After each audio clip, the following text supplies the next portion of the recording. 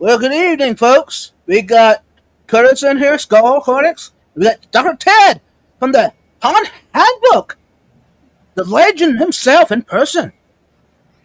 In Welcome my in. own mind. In my own mind. There you go. Yeah, Hi, yeah, everybody. Good evening. I am finally on Saturday Night Vibes. This is like a rite of passage.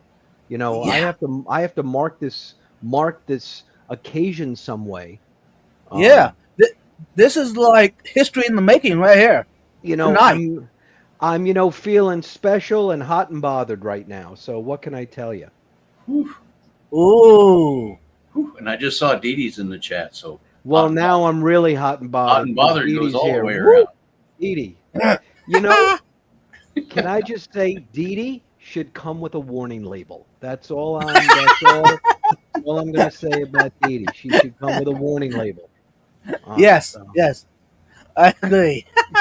DD was in first, so that was awesome. Anyways, Dee is Dee's it just after. me? Go ahead, Skull. I was gonna say Dee Dee's after you. She's here first, just for you. Mm-hmm. Ooh, she's Dr. Ted. Woohoo. Um, Let's see, what is she saying here? Dee Dee, don't say that. That's awful here. I got a question for Yes, some sir. panel and also in the chat. What's up with this crown thing? This community thing? That's a new StreamYard YouTube thing. Whoever's commenting the most gets the crown, and it says 1, 2, 3 after it for however many comments you do. Oh, Wow. that's Just neat. one more thing to complicate our lives. Look at that. Yeah, Just I one mean, more thing to keep us from doing a water change. That's kind of how Yeah, you have to look at this. yeah. I will never have the crown because I'm the lurker extraordinaire. Same, same. I have it on, and then I'm changing water. I'm doing whatever. I'm Nothing listening, but wrong. I'm not. Not I'm not commenting. nothing. Curtis, there's nothing wrong with that. There's only a few people who can be obnoxious like myself. So, we want to I'm working limit on the obnoxiousness, so I'm working on it. I'm working on but being just like you. well, Is that no, you what? you really Go don't ahead. want to work you really don't want to work on that, Curtis. You'll need medication, years of therapy, um, and a couple of restraining orders. So you don't want to work on that. Well, I might Uh, have. I might You have want to half become already done to there. you want to become more like Vibes, who just eats more barbecue and good Tex-Mex. You just want to and go good that cottage route. cheese.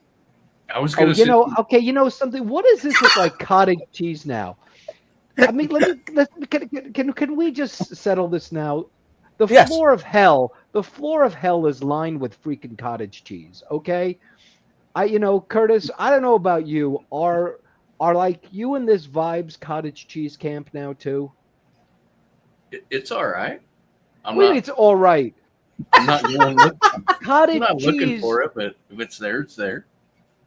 cottage cheese is like the White Castle of like cheeses. You know what I mean? It is not a real cheese. It looks like Yeah. something I ate an hour ago. It's Yeah, but I don't get it with with all of the culinary capabilities and plethora of delicious foods. hmm Vibes goes, today I'm gonna have cottage cheese. What the hell's wrong with you? hey, you mentioned a good point. It's the culinary experience. You got to keep that history alive. That history alive? Yeah, The history of cottage cheese? yeah. I'm not Okay. even looking that up. I don't even want to know. Don't. I don't either. I was gonna send you a picture earlier today, though, of the ribs that I had, just so you can Okay. say Yeah, now see, ribs. Vibes, look, Curtis is having ribs. Vibes, next time you have cottage cheese, I'd like you to get a nice tall glass of orphan tears and have that with your cottage cheese because something that sad deserves a complimentary beverage. Okay? Okay.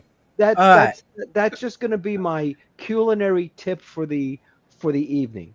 I'm on like a Larry David mood now. Look at this. I'm I I'm I'm know like I'm you're like on a go, roll. I'm like going Yeah, off on stuff. This is he usually not is. myself. I'm usually a happy, jolly self. You triggered me with cottage cheese vibes. Perfect. That's what we wanted all along. We wanted to get the real I true say- Ted. It could have been eggnog. It could have been worse. I It could have been say eggnog. less cottage cheese, more Didi. Let's go back talk about Didi then. That's Okay, what'll all make us right, all let's do happy. this. Didi should come with a warning label. I said that before. I'll say it again. Didi should come with a Yeah. warning. Yeah. Welcome in, folks. Welcome I'm everybody. I'm Where hoping can that I Ted. see you at the Clash before I meet Dee Dee, so that you can prepare me for that experience. Curtis, Curtis, you actually made the decision to go. You're actually going to go. I have a room. I got that. Whoa! Woohoo! Nice. And vibes. How about you? I mean, Yes I or no? got a ticket. All righty. I'm registered. Well, here we go. We're working our way there, but I don't The want Yeah, to. cruise- trying. I mean, I met Foxy Guys. and Peplin. I met Steven and Oh. Jenna. I just let me know if Dee Dee's going to be overpowering, because no. Didi, Didi is of small stature. She's, fun size, as we like to say. Fun But look, you'll have you, me, and Vibes there. Just think of how much meth we can sell. This is going to be No. a successful event. Yes. I mean, my goodness. We have You know, all we- that luggage and rental cars to transfer Rental stuff cars. with. There's actually a funny story about this. I told you. So back in the day in New Jersey, right? So New Jersey is where the tropical fish hobby began. So the other part of my hobby life is I'm the founder of the Aquarium Hobby Historical Society back in 2002. We meet on Facebook if anyone's interested in this stuff. So the hobby started like the turn of the 20th century with this guy by the name of Richard Dorn.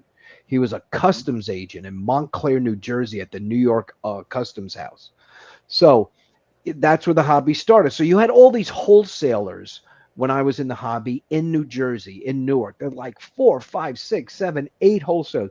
There's one wholesaler went to jail that he would stuff cocaine and drugs in the boxes of the fish bags and put flake food around it to hide the smell, and he was all like mobbed up.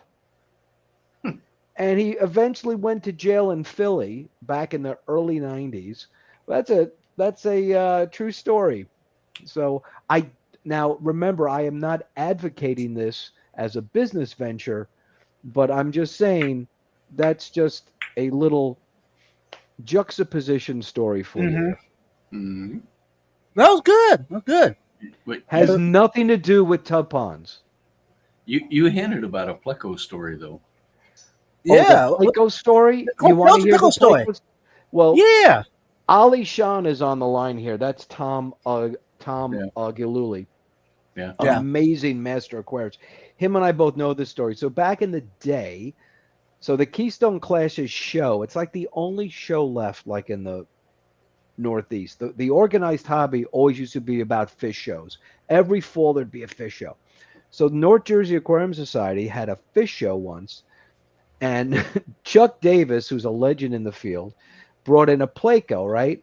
So the Pleco died. So he's like, well, when a Pleco dies, it gets rigor mortis. Its fins look perfect. The fins were all erect. He said, so he shoved a couple of nuts and bolts up the Pleco's ass and dropped them in the show tank, and he won first place. Oh, wow. The judges didn't know he was dead. It's like, oh, this Pleco's perfect, man. Look, he's got substrate. His finnage is all erect. And, what you do is you add a little hot water to the show tank, and that colors up the fish. That's an old cheat. So he did that, and the Pleco won. I don't know if it was his first or like second place.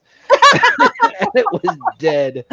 So it's a true story. It So would have been funny. awesome if he'd have walked by the judges holding it in his hand with his. Yeah. Yeah. Right. It's like, wow, it's just staying there, and its fins are erect. It's I don't even have to give it I'm like, yeah, it's a really nice fish. I've been, training this fish for like, months now. Again, has nothing to do with like tub ponds, but That's good though. we're just gonna go off on tangents all night because that's Oh, what yeah. I do. Yeah. Um, I'm happy with that. That's how we roll. Mhm. Yes. We talked But there's about some meth. comments. We talked about Go meth ahead. for like 10 minutes. So I've Yeah. actually been I've been enjoying your live streams vibes. You and Curtis on Saturday, Yeah. and you on Thursday night with one of Why my is that? friends from the old North Jersey Aquarium Society. Why do I enjoy And them? why is yeah? Because they're fun. So there's You mean some. I'm that crazy, huh? Well, Curtis kind of keeps you in line, right? Like without Yeah. Curtis, I'm afraid what we would be seeing on YouTube. But he kind of keeps you focused, keeps redirecting you. You would, without Curtis and the other guy, you'd be talking for 2 hours about brisket. So we have to kind of, yeah, keep you in the area there. But got to I keep you mean, focused. Who doesn't like some good brisket, oh especially from man, Texas? Texas barbecue, Texas barbecue is brisket, and that is like the bomb. We're just Yep. starting to get those up here, because that's a very expensive restaurant to do, right? Because you got to buy all Yeah. this meat and smoke it for 14 hours. If you don't have a customer Mhm. base, it doesn't work. We have a few places that have opened up here now, finally. So I'm in heaven that we finally have good Texas barbecue. It's probably not as good as what we have here. I doubt it, but well, Yeah. you know what? It's really expensive. They like say, well, this is the only place you can get it. It's quite expensive. The portions are small. Usually, the food up here where I am is really great because if you're not, you have so much competition up here. If you're crappy, you'll just go out of business soon. So I'm Yeah. in food capital here. I'm sandwiched between Philly and New York City, and I mean, I've got so many food options within minutes of my house. It's crazy. So, but again, we're going off on a tangent. Has nothing Yeah. to do with Which is Telfont. perfect. Hey, Unless you, by the way, chat. If you want Vibes to do a vibe check on Ted tonight, let me know because we can do that later on. Oh, But before we do that though, y'all, we do want to hit the topic. You know what I mean? But we do want to, DD had a question DD. for me. Okay, but actually, Vibes Go and ahead. Curtis, just before we do that, I was on Whips and Ed's live stream last week. Whips live stream went a little crazy. The first 10 minutes of Whips live stream, recommend everyone watch that. Ooh, But Whip for like 3 hours was drinking coffee with vodka. So my goal was to come up with a drinking game. When everyone said a certain word, everyone would have to take a sip of something to drink. And 3 hours in, Whip is still sober. It's like the man's constitution was crazy. So I just want to know before we start from both the live chat in here, what is everyone drinking tonight? all right. I am drinking a Dr. Zevia, which is a stevia no color soda. Curtis is drinking the real deal. He's gone down to Coors Light for his felt figure. Vibes is drinking. right. Vibes is drinking a Seagram's Escapes. What is it? It's kind of like a pina colada. Is Calypso that like Colada. a pina colada that's like, flavor? Yeah. Oh, I Yep. would drink that in a heartbeat. I love that. Yeah. that's like fruit. And I'm drinking it out of it's a Daytona Aquarium. Wow. So I've got the Shed Aquarium shirt. You've got the Daytona Aquarium shirt. And Curtis has a Coors logo. What's missing here? That's what we have to see here. So Yeah, I don't know. So then the game tonight is, what is the word, either in the chat or here, that if that word is mentioned, we all have to take a sip. What will the hashtag word be tonight? Tub. If it says no, No, that's too much. yeah, if it's tub, I'll finish that Zevia in about 5 minutes. We have to think of some other word. Does anyone in the chat can think of a word? Bring it up, and Vibes and Curtis will then choose one. Oh, some people are showing what I'm drinking. I absolutely love it. Yeah, Dr. Pepper, rum and Coke, Evian. Sounds like Stephen P's drinking tank water. Perfect. That's usually Steven, yeah. is that dechlorinated or is that? Knowing Steven, it's probably not dechlorinated. He kind of likes that flavor. Yeah. So you have to think of a word. Just think of okay, what could be some word tonight? Jenna says cottage cheese, but I'm not. Cottage cheese. If anyone says cottage cheese, you have to take a sip. That's going to be I like kind of it. hard to do, but frankly, I'm ready to go because I'm so tired. My bones feel like cottage cheese. Everyone take a drink. There you go. Come on, Curtis Vibes, you got to take a drink. There we go. All right. Toast, y'all. So Dee Dee had the belle of the South. Dee Dee had a question. I'm sorry, I've gone off on a It's tangent. okay. Dee Dee, I apologize that you've had to wait. Please 20 don't minutes. hurt me. Please don't hurt me. Yet. Yeah, Dee Dee. You asked. There's a valid that is- question. Has that nothing to is- do with tub ponds, but it's a beautiful No. mug. That's That actually is a beautiful mug. Meadows Cup mug. That is beautiful. And that was of his aquarium, I assume. Yeah. I got it because of the was money in the front. That's really nice.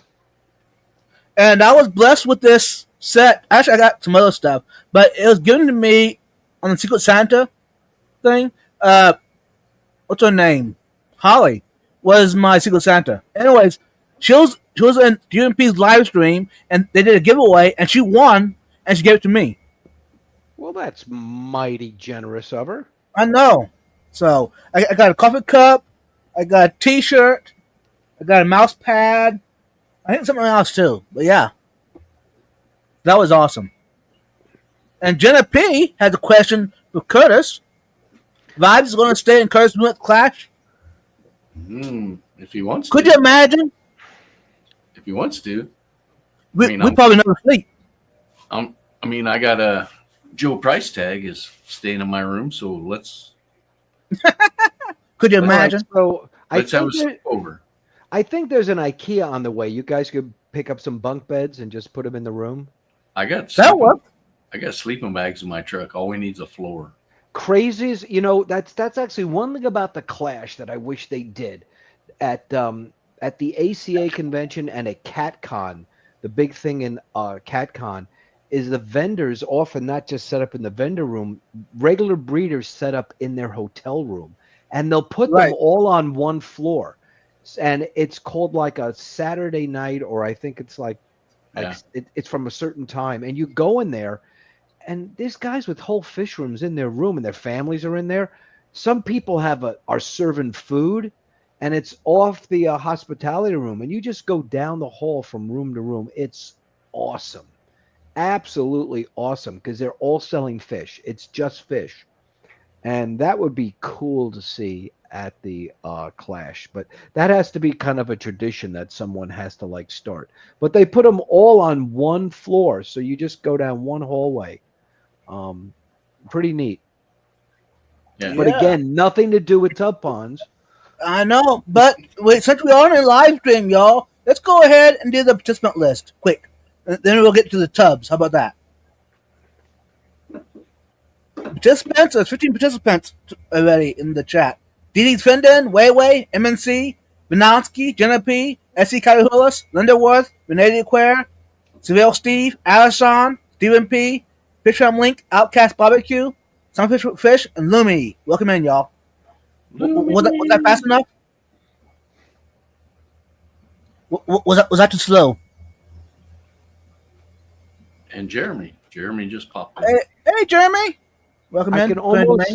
I can almost guarantee in about a half hour you'll be down to like 5 people. That's just the way it happens when I'm All right. Oh, on that's camera. fair enough. So. Yeah. Okay. Topic: tub ponds. I know nothing about this, so I'm just gonna wing it, guys. Okay. All right. And this is for you, Ted. In the chat, Yes. there is 90%, not 90, 60% said they do not have your book yet. That's That's okay. You know, books are kind of passe now, right? Ever since YouTube came. Um, but I got that's mine. okay. But if you have it, it's got 200 color photos, 100 and something pages, and it's kind of fun to read and guaranteed to put you to sleep in 5 minutes. So it's a multi-purpose tool. But no, Hey. we actually revised the book a few years ago, about 2 years ago, and we keep putting out revisions every year. What I like about this edition of the book, it has a fish glossary in the back and a plant glossary. Mhm. And we go through each species of plant or fish suitable for your tub pond that are both easy to grow or breed, instructions on how to breed them, their true minimum temperatures, and a lot of detail. So they've been tested by me or by other people to work in tub ponds. If they don't work, they don't go in the book. So that's now in the back of the book. There's also a chapter on timetable, like when should I set up? When do I take in the fish? When do I put them out? The biggest chapter is on plants, right? That's the biggest chapter. Right, Planting right. them, fertilizing them, potting them, designing your tub to make it look decent. So your significant other lets you have another tub. Very key. And a section on location, where you locate your tub is just as important as the type of tub you have. And a chapter on all the various tubs that you can keep, the different sizes, the advantages and disadvantages of each, how to prep them to make sure they're safe plastics. You know, there's also a section on fish breeding, how to breed Cool. fish outside too. So that's all. And yeah, so it's out there. It's on Amazon. I'll be bringing a bunch to the Clash. You can buy them there too. I'm not going to bring a lot, but I will have some. So Yeah. So what year was this when someone asked you if you could write a book? What year was this? well, so that happened at the Bucks County Aquarium Society. I was doing my tub talk there, and the tub talk I do a few talks at local aquarium societies for the past 20 years. That talk always goes long because there's so much to do, and I went long again, and I felt bad. And Fran at the Bucks County Aquarium Society, the famous original Bucks County Aquarium Society of America, which Ali Shan is one of the officers, said, you know, Ted, you really should write a book. And I had written a book back in '08 on live bearers Right. for uh, for the Animal Planet imprint of TFH because I was the live bearer columnist at Tropical Fish Hobbyist magazine. Before there was YouTube, we had Aquarium magazine, so that's what I used to do. Right. And I don't want to write a book again. But then I'm like, you know, I got so much information after 25 years of doing this, and you know, working with other people. So that's kind of how it kind of started back in 2017, I think, when I first Okay. started writing the book. But And I it was was doing, published. yeah, it was published in 17. I do talks around the country on it. My last talk was Rutgers Home Gardening School. I did a talk. The Aquatic Gardeners Association convention Hmm. in Raleigh. I did a talk, and I'll be doing a talk at the Clash too. On And it will too. this talk be about the book or what? At the Well, no, Clash. the talk is not about the book. The talk is about tub pond. So we clearly can't cover everything that's in the book, So but it's kind of, you know, it's a Hmm. visual presentation of why you should keep stuff outside and the basic tips on how to do it and some observations and, you know, hopefully some of my favorite fishing things. so when And also as many jokes about Scotty as I can possibly fit in. oh So Of yeah, course. you know, yeah, of course you that's have to. really critical to the understanding. You have to.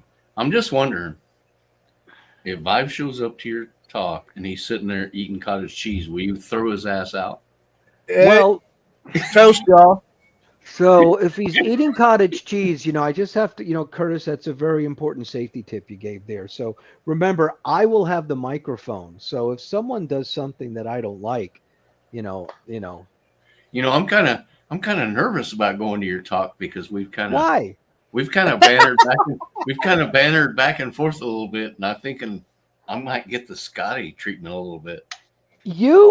Curtis, you are like one of the nicest guys on YouTube. And all those years, all those years you and I spent as roadies for the Ozzy Osbourne Blizzard of I Oz know. tour. Do you think that I would actually do anything? No. Scotty, we just love to pick on because we love him so much. Well, I just like to pick on him because it's entertainment. Well, okay. Well, maybe you are a son of a bitch then after all, Curtis. You see that? Maybe you are just a creepy bully who enjoys making fun of people. So, hey, I take back everything I said. So Didi says, I have never been to the Amish. Okay, listen, let me tell you first of all, it's Didi, it's a buffet. And it's mass-produced, lots of Amish food. It's okay, but unless you want to stuff yourself with, and frankly, I think you guys do fried chicken even, great too. I would recommend the barbecue place that's about 4 miles away. That's where we went to dinner last time, and it was pretty. and what's it damn called? Oh, I forget the name. I've got to get you the name, but that's a pretty cool joint to go to. There's also a restaurant close by that's known for their pot roast. That is what they're known for. Okay. It's right across the street there, and it was awesome. Fortunately, Ali Shan, when we went there, I think it's called the Heritage. Ali Shan ordered a Jamaican jerk chicken wrap, and I told him, there's no one in Morgantown, Pennsylvania, who's ever met a Jamaican person, let alone knows how to cook Jamaican food. All right. Good point. So, but there's another restaurant called the Windmill, which we do not go to. Ooh. And then I've heard of that one. But I've heard about it. But the Amish buffet. Listen, if you're into buffet, you'll love it. Right. I'm not really into that kind of food style. The buffet. I mean, they have everything, and I will tell the home baked pies are just great too. So but it's a giant buffet. It's going to be better than Golden Corral and all that other stuff. But oh yeah, it's still. Hey, welcome in, Asia. Again, nothing to do with tub ponds, but eating, I'm always willing to speak about. So All right. Yeah. So here's a question: since you mentioned eating, can you put fish in your tub pond that we could eat? What? Yeah. What type of question is that? But you could eat any fish. Let's just rephrase that, Vibes. You can eat any fish and you put in your aquarium if you wanted to. Okay, There's normal no food. reason why you couldn't eat any fish that you keep. But the question is, why would you? So Okay. I'll rephrase that. Fish that we normally would eat. Okay, Would there be any that you would that we could put in our ponds? Tub I ponds? don't think. Well, in a tub pond, I would say no, because Yeah. sardines are salt water. You could keep, if you had a full size pond, I'm sure you can keep various grass carp and some bass and stuff. But in a tub pond, we're dealing with really small fishes. For a tub pond, I don't even recommend goldfish, unless you get a nice size stock tank or a tub pond that's in the shade where it could be cooler. Mm-hmm. I do keep goldfish in a tub pond, but it's only because it's a tub pond that's totally shaded and buried in the ground. And what size is this? It's a 34-gallon Home Depot patio pond. So if you go to Home Depot and type in the word patio pond, you can see it. It's my favorite tub. About half of my 30 tubs is that design. And I like it, Vibes, because it's 40 inches long. If someone wants to put the link in the chat, thank you very much. It's 40 inches surface area and 15 inches deep. So the surface area, the whole thing with tubs, you want to try to get the surface area greater than your depth. If you have that, even in full sun, the water and the gas exchange is enough for your fish to really do well. So that's a tub that's unfortunately it's buried in the ground, so it's kind of like a pond now Right. rather than a tub. But I would, yeah, in terms of eating fish in your tub pond, hey, if you're into that, go for it. Maybe I don't know if you'll get BAP points, but wait, hold on a second. White clouds on a cracker with a little cucumber. That actually sounds quite delicious. With a bit of cottage cheese. Okay, now Vibes, you're getting me pissed off. Okay. You ruined a beautiful new snack I created by putting that regurgitated product that you so like on. Let me show you a more appropriate snack, Vibes. You keep going. Okay. Oh, Bring it on. sorry. You actually said the magic word tonight. I did. Everyone take a drink. I have a snack here I'm eating. Do you guys have Splits pretzels? We're like you are. This is a fairly new pretzel that are out of control delicious. These are the extra dark. They're called Splits. They're kind of unique. These are just the bomb right here. So it looks like a face. Yeah. So anyway, now would I eat so Vibes, next time you want to have some cottage cheese, maybe what you should have is a nice Splits pretzel. You see, doesn't that look more delicious, Vibes, than a piece of cottage cheese? That's debatable. God, what the hell is wrong with you? What did I do? See. Okay, Ted. I tried to raise you right, Vibes, and you just I know. more disappointment. Okay, here's a little backstory. Go ahead. About this cottage cheese thing. Oh, when I was a kid, cottage cheese was a treat. Curtis, he said the magic word. What? I'm gonna have to get more. Yeah. Anyways, growing up, we didn't have it often. The white fluid stuff. So when I become old enough to buy it, I eat it all the time now. Because growing up, it was a treat. Growing up. You've become such a disappointment to me over the past month, Vibes. Okay. Yeah. Seriously. I mean, I had such high hopes for you. Yeah. I appreciate it.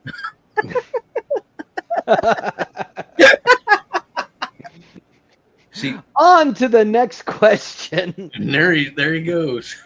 Oh, he's going to get some cottage. He probably is. Now.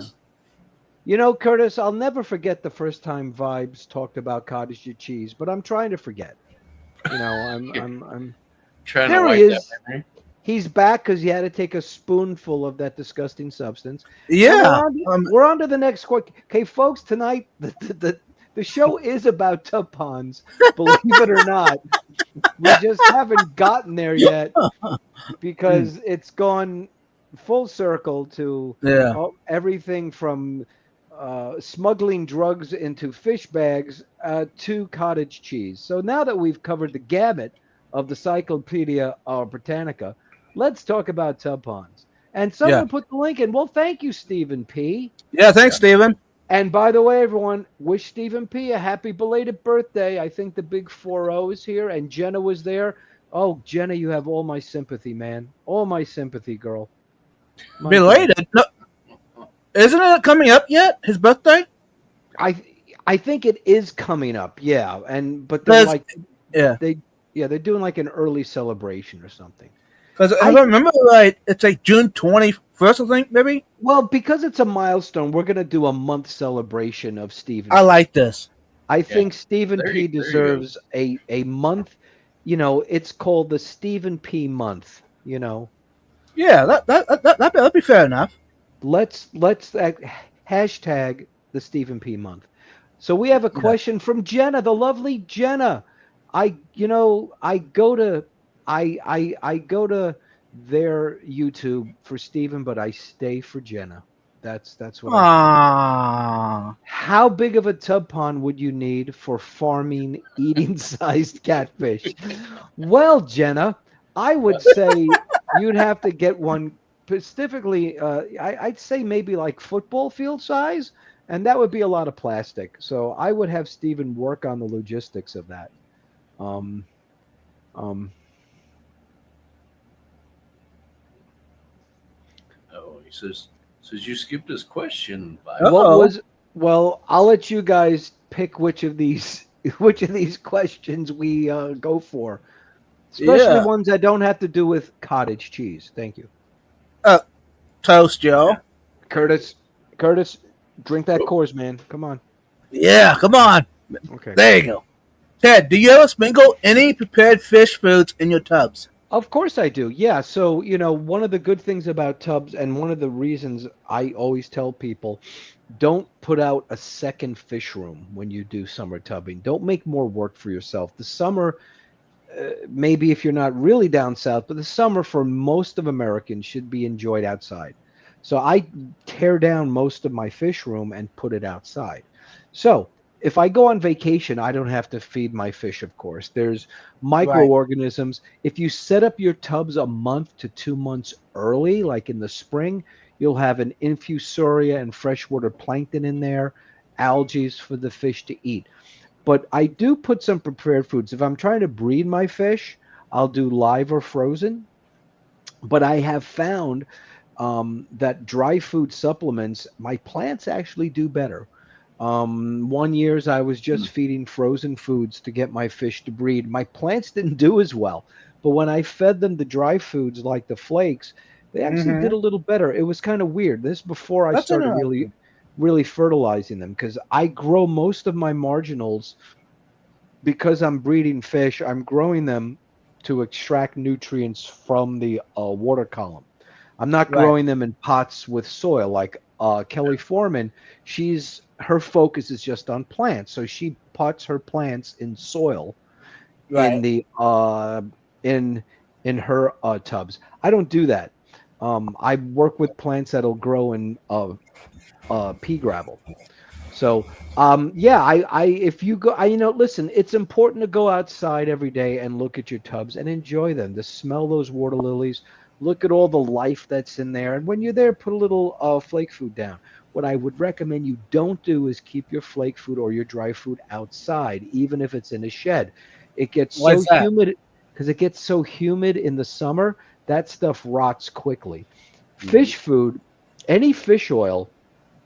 Um, um, Goes bad quickly, right? It releases histamines, it oxidizes. Fish oil is really bad for that. That's why I'll give you a little tip I do with fish food. I avoid fish food that says no preservatives. I want preservatives in my fish food, whether they're using rosemary oil extract, which is the new thing, or stabilized vitamin C. Fluval used to use an actual preservative that I think they banned in the European Union. I want a preservative in my fish food. If you don't have that, um, I keep it in the fridge or I keep it in the freezer.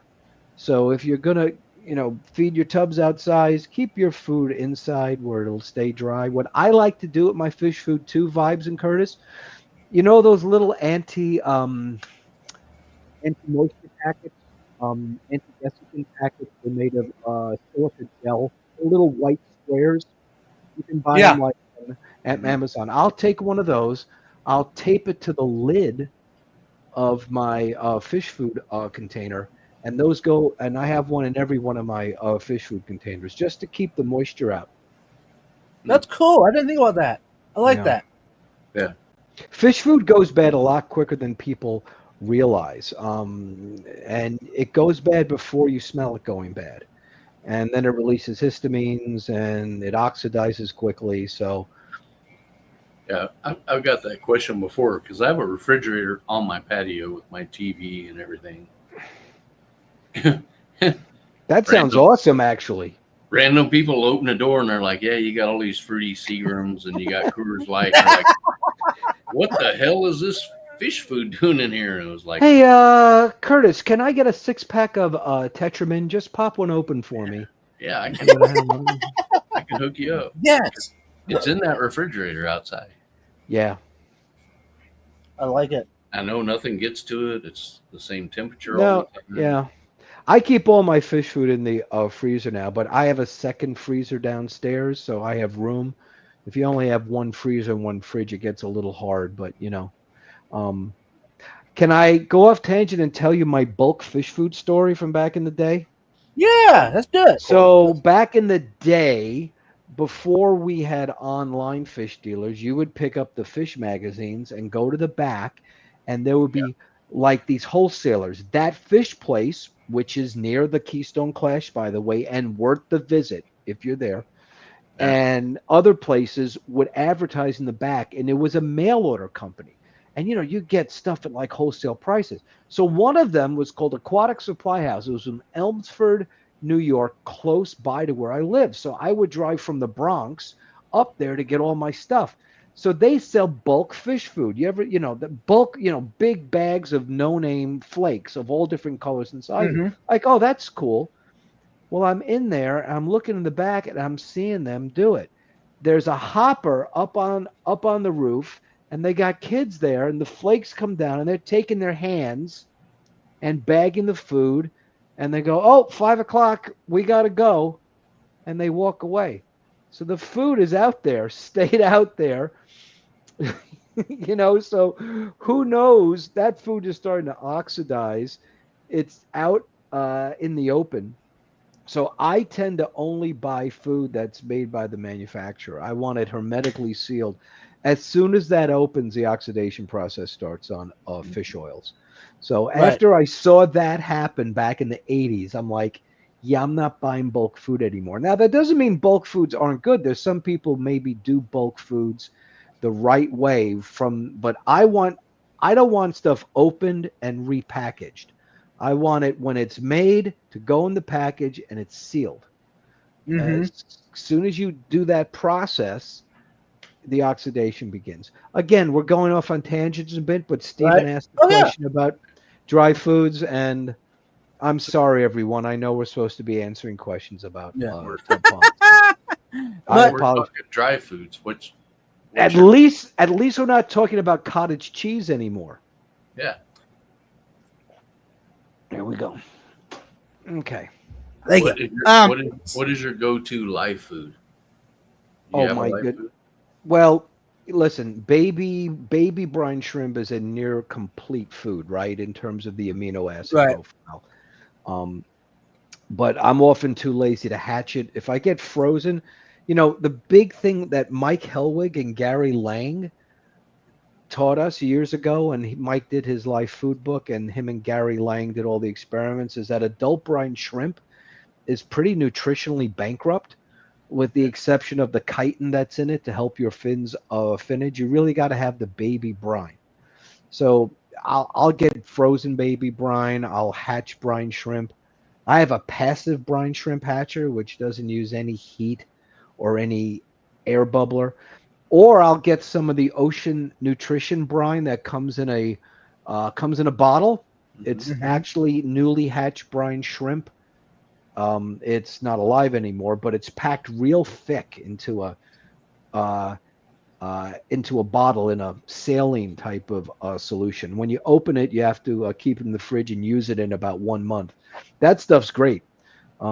The other food that I like, it really depends on your fish, right?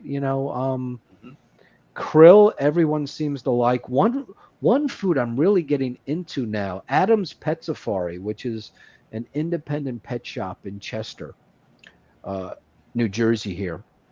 He turned me on to a food, Hikari. You all know that company. Yeah. They make a frozen krill cube. You know how the frozen food companies, they come in cubes, a Yeah. little cube. Well, their krill, they don't say it. He found out it's extruded like worms. When you take that cube and you put it in the tank, they extrude the krill into like little bloodworms. And the fish go nuts for that because sometimes it's hard to feed krill, right? Krill can be big. Right. A lot. Yeah. No, they make it into little worms. They extrude it, and the Corys go bonkers for this. So a lot of my fish love it. So Adam turned me on to that. I like that. Frozen foods can be, can be expensive. I have up here let me see. Oh, I got up here What you a got? a grindleworm culture. These is the one of the easiest live foods to do, and How's it smell? doesn't smell at all. Inside the medium are scrunchies, little sponges. That's the medium. There's no oatmeal or anything. A Oh, bunch of scrunchy sponges, a piece of n- um, needlepoint batting, and then on top is a piece of plastic. The worms are on top of here right now. You put a little flake food on top, a couple of sprays with a spray bottle, and every day you can take that little piece of plastic out and put it in the tank just dip it. right here. And the worms come out and they eat the worms. Little That's tiny. cool. And what I like to do, see if I can get this over here. Hold on a second, guys. You got it. You good. You good. And then what I'll do is after I feed them, I'll take my friend Sue Harkey did this. I put, you know how like you always get foods and they're like big granulars and pellets. How do you feed them to your fish? You get a pepper grinder Right. Yeah. and you put them in a pepper grinder and you get different grains. So I will just put that on top of that piece of plastic, couple of spray bottles, squirt, squirt, squirt, and put it back up there. And the next day I'll harvest some more worms. It's very easy live food to do. It doesn't really smell. You change out the water at the bottom like once a week. So that's what I'm doing now. That's fun. Um, I've So never what's seen in the medium? Nothing. The Yeah. medium are just those scrungy, scrubbies. Yeah. scrubby sponges. That's it. And you poke a few holes in the top, right? So you poke a Right. couple of holes on top. See, I'll show you again. You see what's in there? And there's some water down at the bottom. And the culture might die out, but you have basically you keep two cultures going. You can always get them at your fish club, and you can get them at like some other places. Aquabit often sells them. Um, I'm not a big live food guy, but that's been so easy for me that I do it. One of the great things about keeping your fish outside is that there's already a plethora of live foods out there for them, right? Yes. Every night a female mosquito is going to drop her eggs in your tub pond, preferably over putting them in the roofline gutters of everyone's house on your block. And your fish will eat those egg rafts even before they hatch out. Plus all Right. the other things in there, Daphne. Like I have seed shrimp just show up every spring. When I put my plants back out from cold, moist storage, which I go into extensively in the book, they lay their hard winter eggs in those pots of plants. When I put them out in the spring, so I'm in zone 6, I'll put my Yeah. plants out in like April. I'll get seed shrimp just start to emerge and fill that tub pond. So starting in late April, I'll have live foods that I can feed to the fish in the fish room here. So that's just another advantage of putting your fish outside. If you're a lazy fish bastard like me, putting the fish outside just makes your life a little bit easier. True. True. Hey, welcome in George and Scuba Steve. Good to see y'all.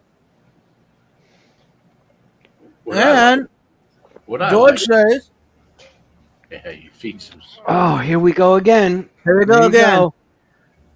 All right. Folks, try to use cottage cheese as much as possible because we want to see if we can get Curtis liquored up by the end of the show. He's drinking a Coors Light. I want to see him slur words and sing a song from the Allman Brothers. I want him to start singing Freebird by the end of the show. We're just gonna make him. Let's see. Very good. I couldn't get whip drunk, but we'll just work on Curtis now. So. Yeah. Well, I actually have drank beer with whips, so Well, yeah, then I think maybe a contest at the Clash might be like in order, it might be. You know. We might be able to arrange that. Hey, wouldn't it be cool if we did like a live stream at the Clash and had Ted join us on Heck panel in person? Weren't you guys didn't Scotty set up a live stream room for you guys to like use at your leisure I'm for not all sure. the he had a I think room. Steven, I think Steven said there's going to be a room. Yeah, yeah, I know Scotty did that last year, which was kind of cool. And people went in, they had a stream anytime they wanted to. So yeah, why not? Yeah. Well, you know, It'd be interesting.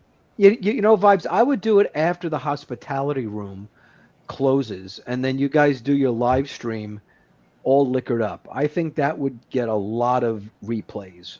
So The wrong kind of replays, bro. you know, talk about tangents. Yeah. Yeah. Jenna says the lounge is open Friday and Saturday. Think of the possibilities. No, know- don't, please. You know, Chattanooga Ed can come on and tell us about his summer camp horror stories again and his dreams of Stephen P. That was Oh, on Lord. Whip's thing. You know, Vibes can show recipes with cottage cheese. You could have a live, you know, Cottage cheese.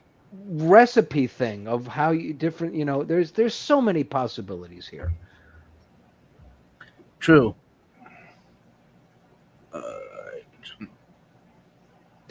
Jenna's in charge of opening the YouTube lounge, and she needs the sleep, so no 2 a.m.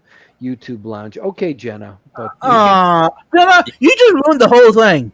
you know, You Jenna, can trust us. You can trust us with the key. You'll be all right. thank you, Oh, Debbie yeah. Downer. Thank you, Debbie Downer, Jenna P. Okay. Actually, Jenna, thank you for volunteering and doing that because the Clash is an all volunteer event and much appreciated. Thank you, Jenna. And Jenna's going to be our first guest, so you have to be there anyway. Well, you're definitely classing up this show then. You're going from me to Jenna. You're going to get a big bump up in classing up this show, guys. Oh yeah. Sleep is highly overrated. I agree. Okay, here's a question about tub ponds. Okay. How is that about the topic tonight? Okay, I didn't know if that was the Yeah. topic. that is topic tonight? Tub ponds is the topic. How about an indoor tub pond? So, I guess you could, but why would you? See, one of the you could, but you know, the part of the things what makes a tub pond interesting is you have the power of the sun to your advantage, right? And that's what you're going Right. for, right? You're going for your plants getting emerged out of the water where carbon dioxide is plentiful.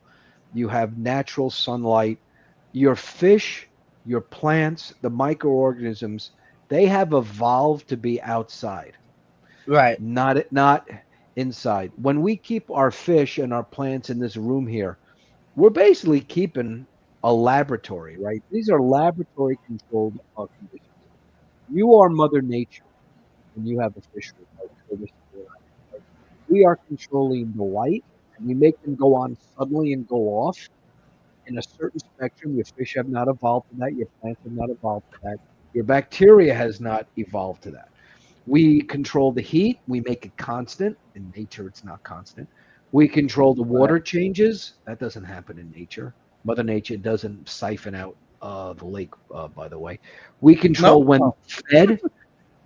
And even when we approach our tanks, we're not seeing their real behavior. We're seeing them reacting to us, thinking they're going to be fed. This is a laboratory environment. When you put the stuff outside, you're not in charge anymore. Mother True. Nature's in charge, right? And she has a different set. And your fish and plants respond to this. This is what they've evolved to respond to. This is why they color up better. They breed better. I mean, the colors will be outstanding. You will be shocked. Yeah, because they're outside. Look like, yeah, at what your fish look like. And it's not just all the grazing they're doing throughout the day. I think, my opinion, my hypothesis after doing this for decades is that the sunlight, the natural full spectrum and change in spectrum of the sun has an impact on their color. That's how I feel. Other things happen outside too. Your pH will fluctuate, but slowly. Your temperatures will fluctuate. This is their natural state. And you're Right. going to also observe their behavior better.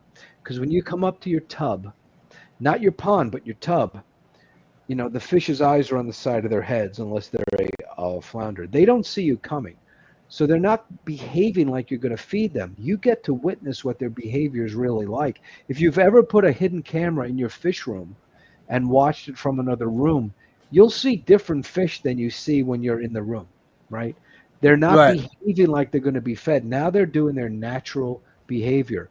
You're going to see them trying to spawn with each other, which you generally don't see when you're in your fish room, right? Because they're distracted by you. But outside, you can witness this. And you can get up close. You can smell the flowers. You can't do that if your tub pond is indoors. You can't see how your plants want to grow out of the water, right? So I guess you can do one inside. I have a friend who's a goldfish keeper. His basement has open tubs. But I'm like, that's not what I'm doing. So I actually got pond tubs behind me. I got 3 of them behind me, up and running. The one, there's plants and limia. The next one is plants and what cichlid is that? So Vibes, I would call them open Trichomonas. top. I would call those open top aquariums Okay, why is that?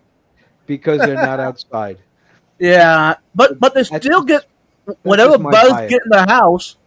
They get in there. They do have more food than ones in my aquariums would. I don't know about that. I mean, do you have like open windows with bugs flying around everywhere? I'm This is definitely not. Texas. I'm definitely not staying over your house, dude.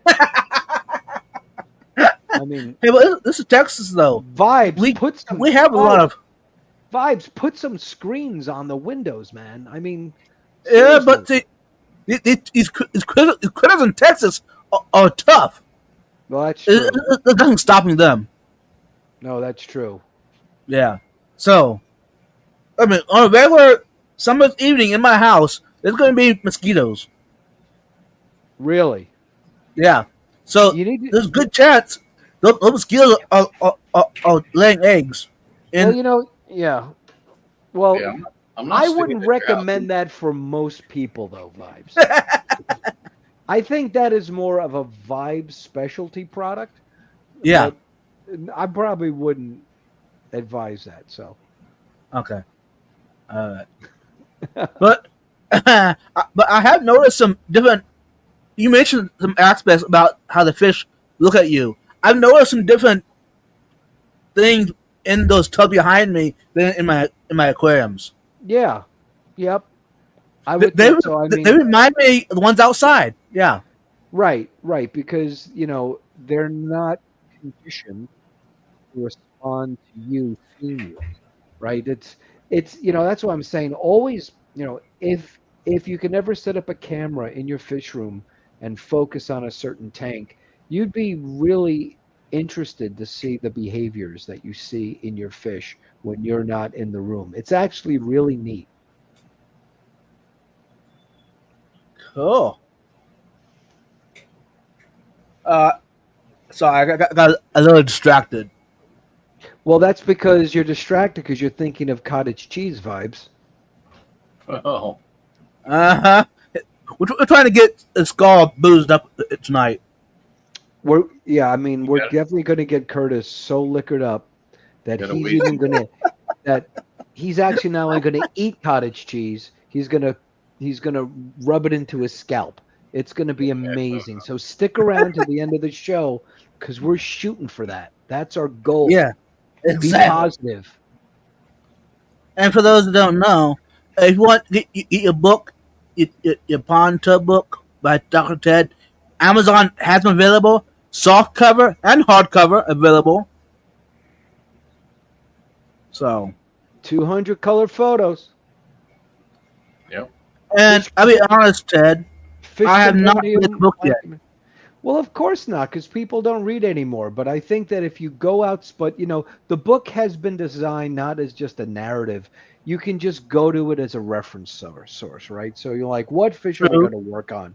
I'm working on this fish. What does it say? I'm working on this plant.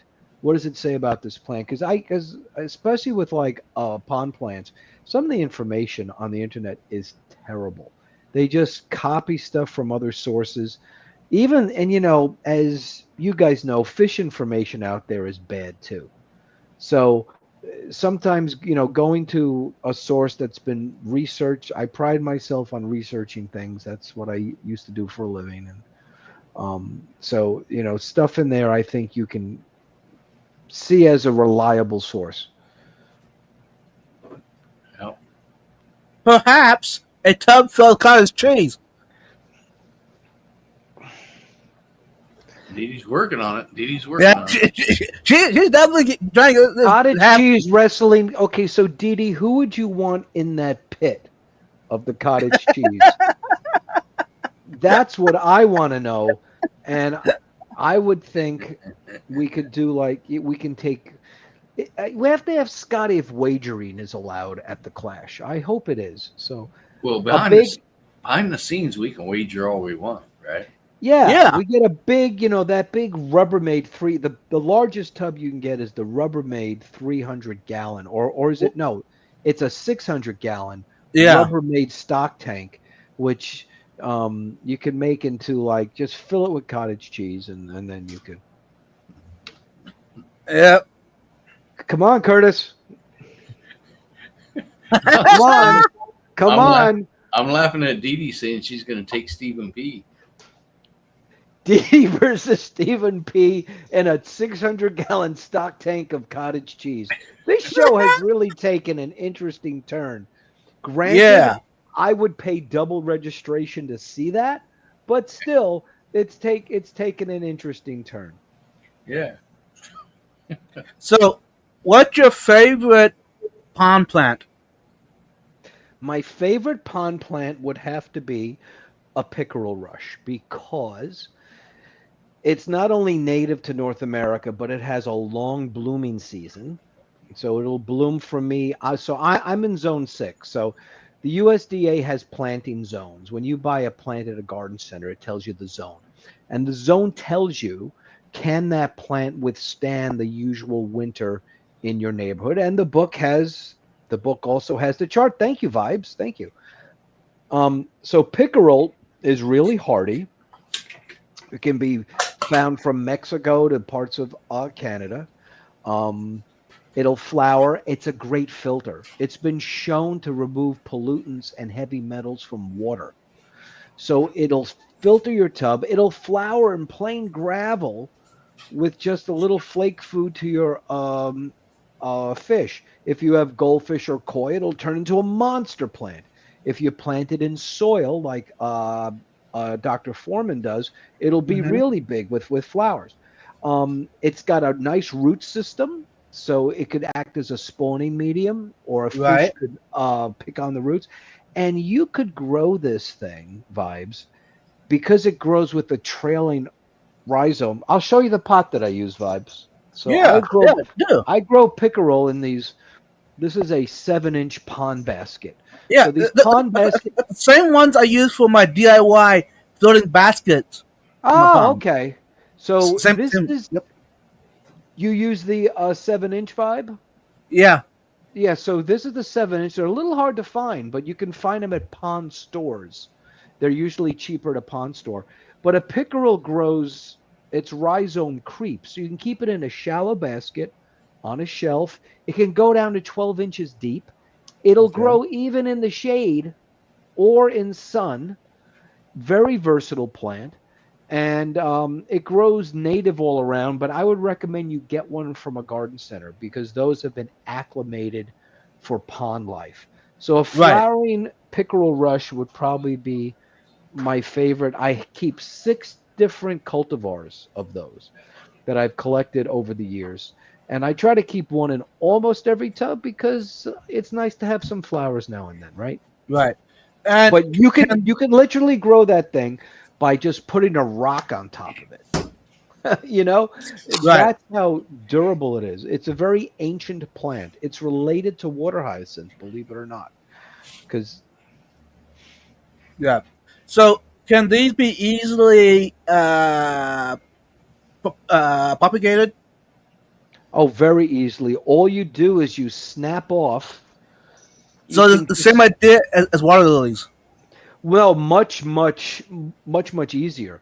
You can just take the rhizome with your hand sometimes, snap it off, pull it out. There'll be roots on it, and then you put it in another plant. Sometimes I use these round ones. Uh This huh. is a 5-inch round basket. What I like about these pond baskets versus hydroponic baskets is that they can hold in aquarium gravel. The hydroponic baskets often have wider holes, and even the Right. pea gravel will then come out. But again, these are one of the few things on Amazon that are more expensive. If you want to, we usually get a lot of our stuff at I mentioned this before, Webb's Water Garden online. If you sign up there as a new customer, they give you 10% off. You earn points. If you buy enough, you get free shipping. Their prices are the best for fertilizers and baskets. But I find that I get the best deal on baskets and the best variety at a local water garden store. Not everyone has them, but if you make the trip, you'll be able to get a lot of different sizes. For a tub pond, you want these smaller sizes, like the 7-inch vibes that you Right. used in your do-it-yourself thing. 7-inch and but a 9-inch size and smaller is what you kind of want to shoot for. Right. And again, I grow most of my marginals in pea gravel. I might put inside the pea gravel a clay soil pocket, either a little pocket of kitty litter or a little pocket of calcite clay or Fuller's Earth, sometimes sold as safety zorb. On the Right. inside, the plants do a little better, but it does And make the water a little dirtier. Again, if I'm trying to breed fish, I want water as clean as possible. I want to outcompete the algae. I want the roots to grow through these baskets, right? Mhm. Here's a nice right. big one. I want them to grow through that basket and take the nutrients from the water column rather than from a solid pot with soil. Now, you can grow it in a solid pot in soil. In fact, your water lily should be grown in a solid pot with soil. But if I have solid pots with soil on all of my shelves, that tub kind of smells a bit, right? Because when Right. soil Yeah. gets anaerobic, Mhm. it smells. So I'd rather have my pot with soil under the water, just like how your sink has a trap that's Crap. curved because there's a water barrier to keep the vapors from coming up. Right. So again, if you have a significant other and you want more tub ponds, you have to make them look nice. So there's a Right. chapter in the book on how to make them look nice, and so it all depends on what you're focusing. I'm into plants and breeding fish, so I have to try to do a little bit of both. So I've seen people Mexicali use says. news. I've seen people use to prevent the substrate from slipping through the mesh. Yes, Mexicali, you are correct. Better than newspaper, I like a piece of cardboard because the newspaper could does decay over time unless you make it a thick layer. So you make it a thick layer or a piece of card. I was just doing that today outside, uh, Mexicali. So thank you for bringing that up. Yeah, I put that at the bottom, especially with those hydroponic pots that have the wide mesh. Right. And in terms of pea gravel, I like the Vigoro brand pea gravel at Home Depot because it's gritty. There's no standard for pea gravel, right? But it's got a little grittier, a little smaller, and that's what I generally use. And it's cheap. So pig gravel is better than sand. Well, sand will just slip right through, right? So that's the problem. Right. So I will use swimming pool filter sand, which I started talking about 1990. I started telling people about that. And I'll use that in my solid pots of water lilies as a cap.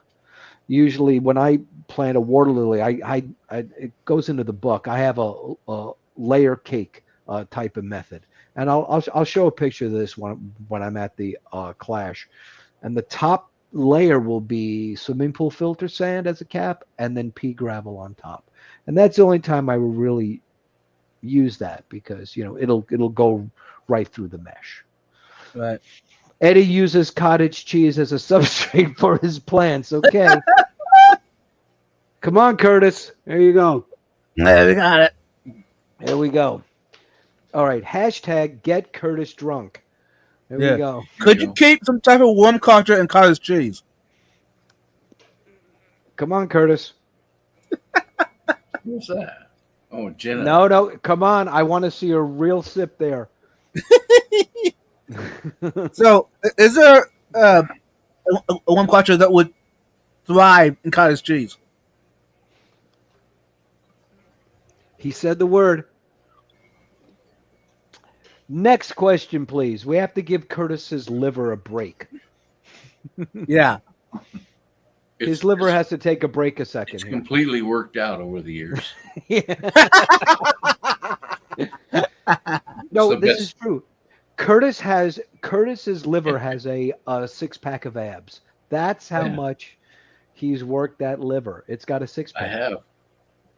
How true is it that sand will compact and suffocate the roots? Mm. I have, in a fully submerged environment, I have not seen that to be the problem. And I mean, I generally don't plant my water lilies in sand. I plant in something that's even more compacted than sand, which is a clay or loamy soil. But it's that anaerobic soil, that clay soil that you want. The roots will grow through that. And there will be some anaerobic smell to that when you repot your water lily. Right. But sometimes water lilies get what's called crown rot, and that sometimes that's not easy to control. But one tip I can give you to help prevent that is when you fertilize your water lilies with a special water lily fertilizer. You got to get special water lily fertilizer because it's made with the middle number is higher. If you can see, let me get the number there. It's kind of hard to see the numbers on there. But generally, there's 3 numbers on fertilizer, right? Nitrogen, phosphorus, and potassium. You want the middle number to be higher. The phosphorus is what makes things flower. But when you put a tablet in your pot, Is that the same? This is there it is there. Pond tabs. I'm also use a brand called Thrive out of Michigan. Yeah. It is not the Thrive that makes Right. It's a different company. It's made right in Michigan. Very, very good product. This is an English garden tool called a dibber or dibble. And it is designed to, if I had a solid pot here, which I do not, to make a hole to put the water lily tablet in. And That's cool. This is very handy. So what I like to do is when I fertilize, I put the tablet in a solid pot. Pretend this pot is solid on the side. Do not put it under the crown because you could then burn the roots. Water lily fertilizer is very hot. And in fact, even in the home aquarium, when I'm fertilizing Amazon swords, I try to avoid using fertilizer tablets right under the root system of any plant. It's just like when you fertilize your trees outside. You see where the leaves are, and the fertilizer goes on that perimeter. Yeah. And that really helps not to burn things. It's like when you put cow manure on your garden plants. You don't put it around the base of the plant. You put it around the perimeter. So that'll be one way to prevent crown rot. In terms of sand, I've seen people grow water lilies in pure sand. In Florida, they actually do that in the nurseries because they have so much of it. As long as they fertilize the heck out of it, the plants still do well. So there's so many recipes for planting a water lily, like there are recipes for doing planted aquarium vibes. Yeah. Everyone has a different method. There's no right or wrong answer in this hobby. I was telling people on another podcast, the thing that really chaps my ass is when people says this is the right way to do it. right? Yeah. This is the only way to do it in your fish room. Oh my God! After 40 Nope. years, I've seen people breed fish in ways that should not have worked, and they It work. worked. And Yeah. what works for someone fails for someone else, and vice versa. So what I have in the book is a method that will work for you if you do it right. But there are other ways. So Right. Hey, welcome in, Cheryl Smith. And Skipper's Aquariums, welcome in. hi, hi, Cheryl. Cheryl's here, I see, and Skip is here. They're Skipper, here for you. Skip, Skip is the mastermind behind Chattanooga Edge Show. A lot of people don't really realize that. Yeah. And Skipper's my brother from another mother. He just he has is. Did you wish him a happy birthday? Didn't he? Didn't Skip have a birthday it was just his recently? birthday. Yeah, I didn't All realize. right. Happy birthday, Skip. Happy birthday, Skipper. Happy birthday, Skip. I hope your birthday cake does not have cottage cheese. Next question. Whoa, you're one behind, Ted.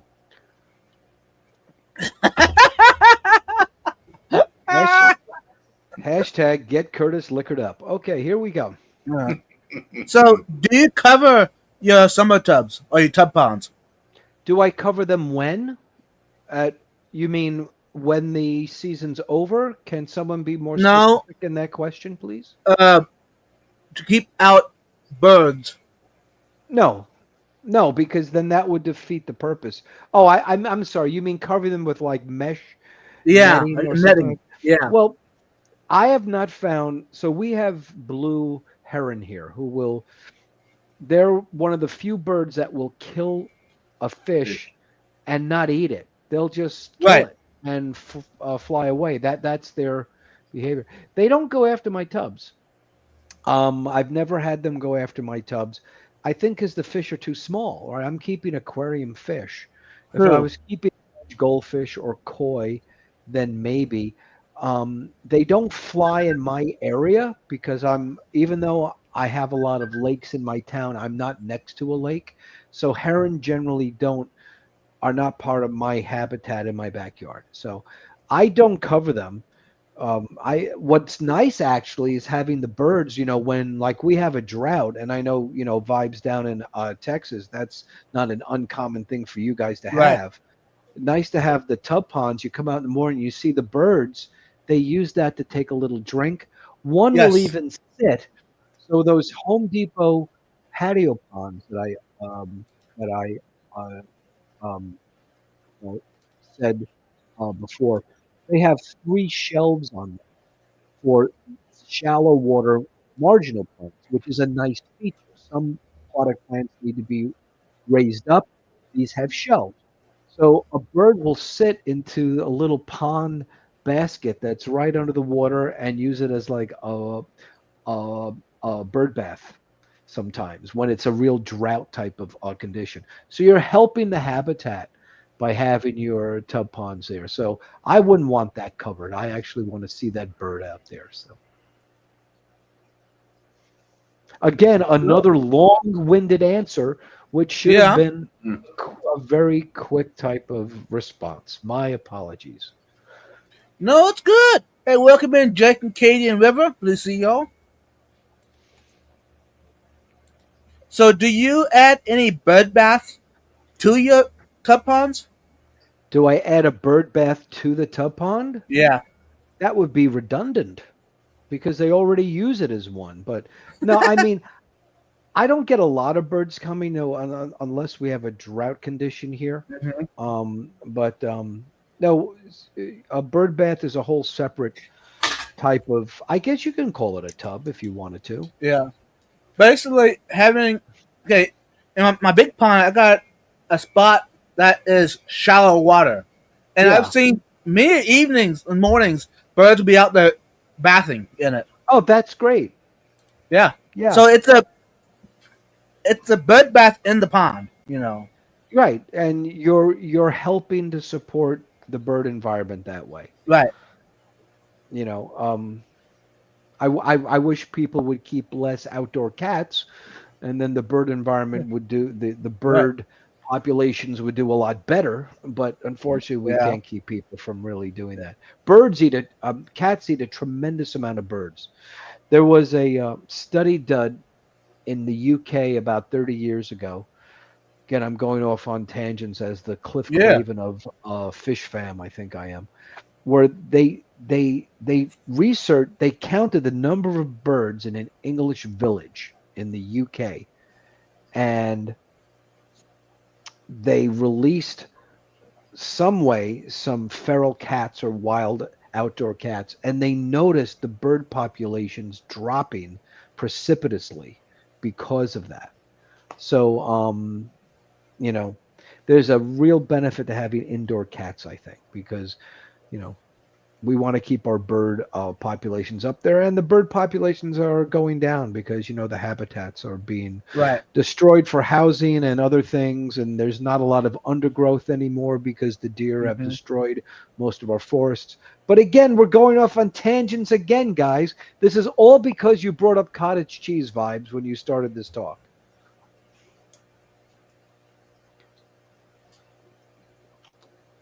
But So anyway, here's the thing: I don't have a cat outside, so I'm helping with the bird population. you are like the Marlon Perkins of like the Tub Pond world. You are like You know, helping the local animals, my friend. God bless you. for like 12 years, I had a greyhound, and I helped with that cat population. Yeah. he was able to catch up with those cats pretty easily, I think. Yeah, That's a that's a fast animal. that's a fast animal, and I was sitting on the patio in a lawn chair, right? He's laying next to me, and a cat came over the fence, and it was just like zoom, zoom, and he Oh dropped it my next to me, God, really? and I was just like, what am I gonna do now except get rid of it? That's Right. interesting. That's an interesting thing you said about cats and dogs. Being a paleontology buff who actually went on a dig once, believe it or not, I would never do it again. Mhm. So dogs used to be all through North America. They found all these fossils of dogs hundreds of millions of years ago, proto canine species. And then suddenly the fossil record dried up. But at that same time, they began to see the cat population. The cats came over afterwards and they outcompeted dogs because cats are a perfect killer. Mhm. Absolutely perfect, killer.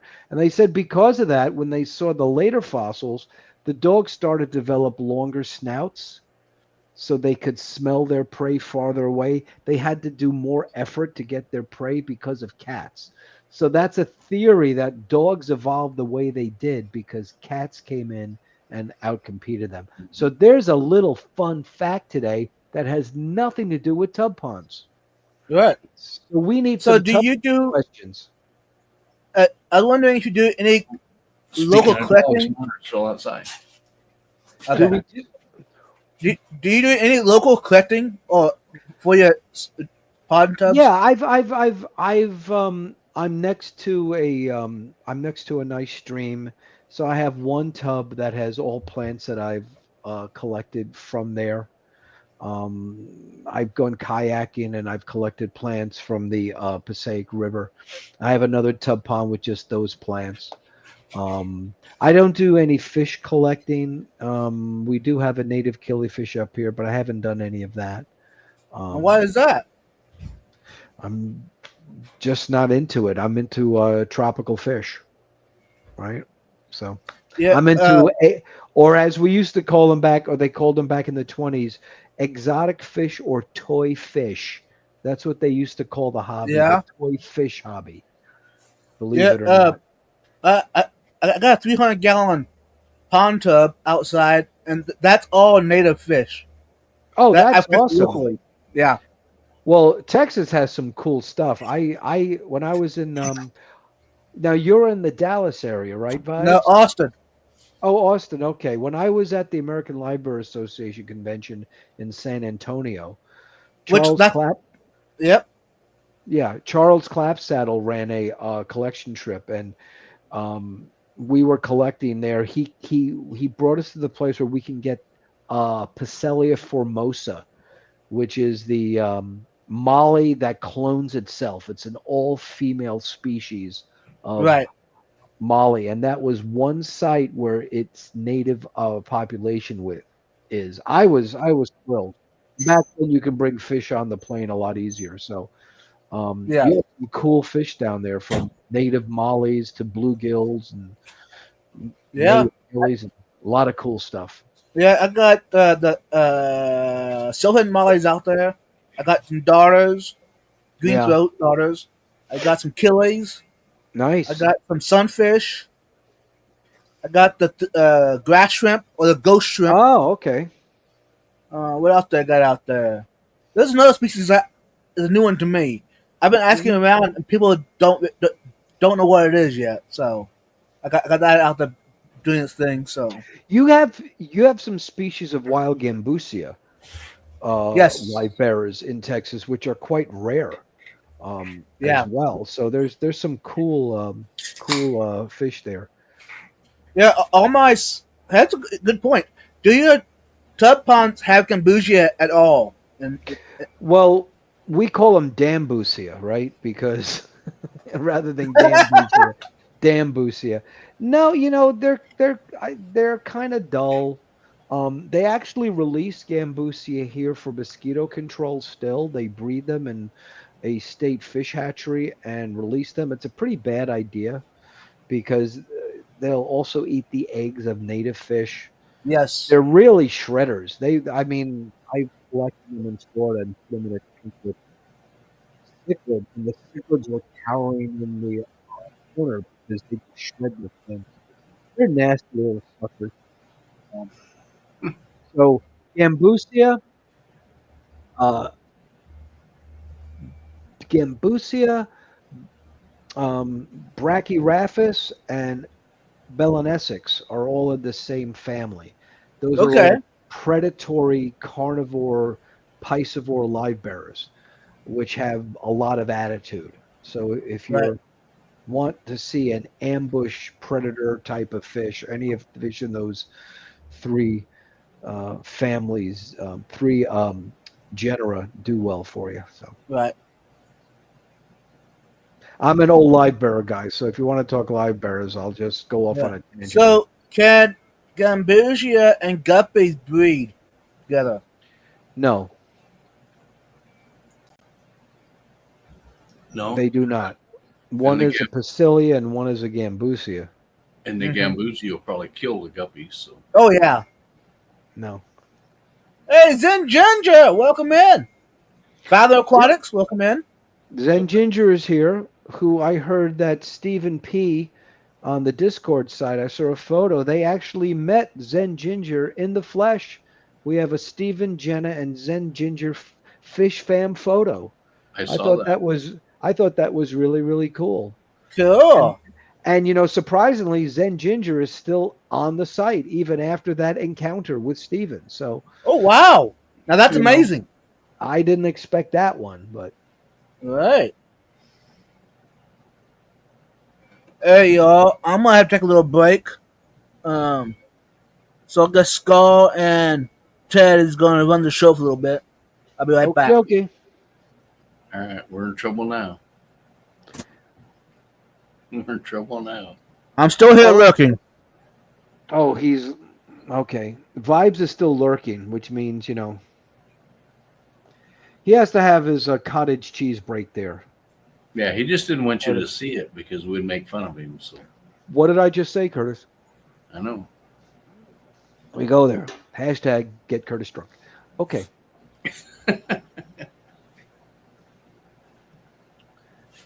So we will take any questions you have, comments, observations.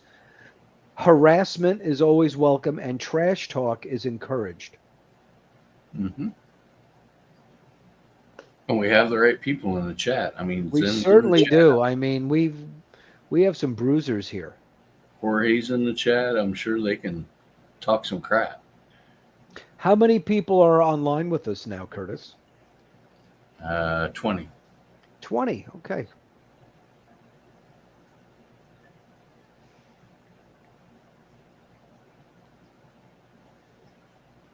She says they drove 12 minutes from her house, couldn't pass it up. Of course not. I think she's in Houston, right? Right? Zen Ginger goes, trash talk, you say? I have thoughts on that. Oh boy, here we go. All right, Yeah. it's going to get good now, folks. Yeah. Let's go. There's Jeff Kane. I'm sure he can contribute. Oh no, Jeff Kane's here. Look out, guys. It's going to get saucy. It's on one of the Discord channels, Alex. I saw the picture the other day. Hey, Jeff, we're trying to get Curtis drunk, so help us out here, will you? You're going to have to work a lot harder than that. I'm like a professional beer drinker. Your liver has a six-pack. I'm fully aware of this. Yeah, I know. Dee Dee is like still here. Dee Dee's here. I That know Vibes guy's still here. Dee Dee can talk a lot of trash. You know that. Dee Dee has sent me an email with like, I don't know what video I was in, what live stream, but I was like, you got to do. I told you Dee Dee should come with a warning label. I And mean, Dee Dee turned it into a whole. That's what it's. She turned it into a whole AI thing that was like freaking cool as hell. Oh yes, yes. I've It was seen cool those. as hell. I'm actually a little frightened now. Mm-hmm. So make sure when you're singing at the class, you don't make any mistakes because Dee Dee's going to be over there going, Well, if you look at the music video that Stephen P makes each year, in the one from last year, my lyric mistake is like in there, and the response to it. I actually glad I made that mistake. It actually came out funnier that way. So. Yeah. That's on the Clash website too, so you can see is it. it? And so Stephen P has a question there, Vibes. What does he say there? When do you think I'll start seeing Paradise Babies? Okay, I didn't know Stephen, so here's the backstory. I sent Stephen some of my blue flame paradise fish. If you go to my YouTube channel, there's 2 videos of that fish if you want to see what they look like. They're in the shorts. So they were young adults. I didn't think they were old enough to breed, but Steven says, I think I got you at least 1 male out of those 5. So he says he definitely has a male. So Steven, first question is, how do you know it's a male? Is its finnage longer, or is it probably because it's making a nest. So he probably does have a male. They are at the smaller size. Will they breed at that size? I'm not sure, but with your heat, they're going to mature quickly. So sometime this summer, it's going to happen. Yep. There's you. There's the famous Zen. See, people actually have faces and real names. There they are, folks. We're not just, text-based bots here, folks. We're actually real live people. That's cool. Although some of us should probably be done in like AI. Just speaking here. Oh my God. You didn't even get a good brand. Vibes, I'm telling you, man, you get me.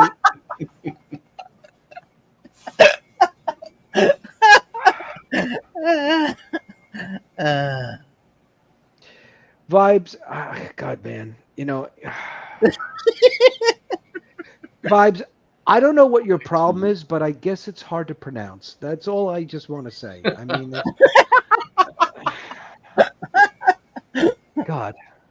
God, man, seriously? I mean, this is only 48 ounces. Of all the delicious things to eat in this world, you're picking you're going to eat something that looks like it came out of a cyst. Do you realize that?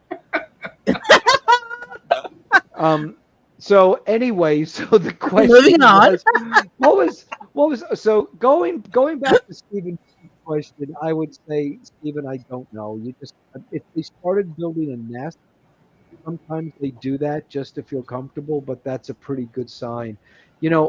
Quite often you won't see the babies until they're bigger, because in a tub pond, if it's dark colored, I forget what color yours is, Stephen, but you might not see the babies for a few months later. They're going to hide in the plant roots.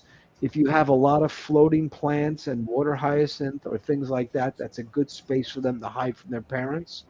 And then you will start to see them swim with their parents. Probably, usually like a month or two afterwards. A lot of these, oh, paradise fish, white clouds, rice fish, they're cool water tropical fish. Variatus platies are like this too. Godiids, especially northern mountain swordtails, CPDs. They prefer to breed earlier in the season when the water's cooler, or if you have a deep tub pond, they'll go down to the thermocline. In the height of the summer, they often won't breed. But paradise fish are anabantids. The lungs are on the side of their head. They breathe atmospheric air. They'll breed when the water is warm, as well as cool. They can take very cold temps. I had a friend who would crack the morning ice off of his pond in the very first frost and pull the paradise out. So they're very hardy fish, and they can take a broad range. So keep us posted with photos, Stephen, please. I'm curious. Yeah. Mine are outside now, and they're very, very active. So Welcome in. I have a question from the crowd. okay, good. I can't pronounce it, but we're going to give it a shot. Macropodus specti. Oh yeah, specti. So Macropodus opercularis is the standard paradise fish. Good for a pond, not for a pond. Macropodus specti, which also goes by another name, is I believe called the black paradise fish. So I'll tell you a story about those. I kept a group of those many years ago, put them in a patio pond, and watched them all jump out. I got a second group the next year and watched them all jump out. So the third year, I put them in an in-ground patio pond. Now, why do I have an in-ground patio pond? Because it's an in-ground patio, or an in-ground tub is no longer a tub. It's a pond. Well, I put it there because my wife said, I can't garden in this space. You can use it. Before she could finish her sentence, I'm with like a shovel digging a hole. Because anytime there's an opportunity, here, guys, the rules of marriage, whenever they say a tank would look nice here, or, a tub, you don't argue. You don't hesitate. You get in the car right away and get that tank and put it up before they change their mind. And the biggest one you can get. The biggest one you can get. You don't just do it. That's more important than overfeeding and water changes. So I had one in the ground. I covered it with rocks along the side, and I put a trio of black paradise spectis in there, and they bred fine with the parents. Probably they tried to jump and they smacked their head against a rock or something. So I found them to be a bit on the jumpy side. So one way to take care of jumpy fish, I find, is when when I first set up my tubs, my club, we make a group water hyacinth order from California, because that's the cheapest place to actually find that. I will, or you can use plastic plants if you have them at home. And when I first put in fish, you want to keep them calm. So what I'll do, a few things you can do. You can lower the water level a bit if you want, but I find what really works rather than that is to line the outside of your tub with plants. Put your floating plants around the perimeter. Take some plastic plants, put around perimeter for like the first 5 days. And that way, that makes them feel secure. If they try to jump, they kind of can't. Rainbow fish tend to be jumpy. The spectis were jumpy for me. The regular paradise fish are not, unless there's two males in the tank vying for the same female. That's bad. When you have two males and one female, one of them ain't gonna make it, right? So I usually try to put out more females than males when I'm outside, or at least 2 pairs. So, Hey, welcome in Zen Ginger, Violet Aquatics, Jeff Kane, Susan for SLC Aquatics, and Ben Sharp. Good to see y'all. good evening, everybody. Thank you for staying up late with us. at Saturday Night Vibes Cottage Cheese Fiesta. Curtis, come on here. Here we go. Hashtag get Curtis liquored up. Yeah. Okay. Jenna Should P, a Scott- question. Go ahead. Well, what does that say, Curtis? Should Scotty be smacking his killifish with rocks to prevent them from jumping? His killifish should be smacking that dude. Should Scotty be smacking his killifish? No, but yeah, that's probably not a good safety tip there, Jenna. But I will say, Jenna, I know when to smack Scotty. You know when you smack Scotty vibes? Every, when? You smack every time you Scotty. get a chance. You smack Scotty when he says, "Gee, your hair smells terrific." If he says that, you've got to smack. You got to smack Scotty because he's going to a place where he just shouldn't be. Exactly. I heard that. Oh, look, it's Susan from SLC Aquatics. Hey, Susan. Yeah. What a nice Dr. Ted, picture. I'm going Oh, to order your see, book. now I have to give Susan props. Here's a person doesn't try to hide herself. She has a nice picture with her first name. God bless you for keeping it real, Susan. Yep. Dr. Ted, I'm going to order your book. Well, thank you very much. I've kept ponds for 9 years and love them. I struggle with keeping plants because my shubunkins. Yeah, goldfish and plants often equal goldfish. Koi plus plants equals koi. Yeah, it can be problematic. You must have some pretty big shubunkins by now, though. Usually when they're small, they don't do that. But Susan, I think if you kept emergent plants, you wouldn't have a problem, right?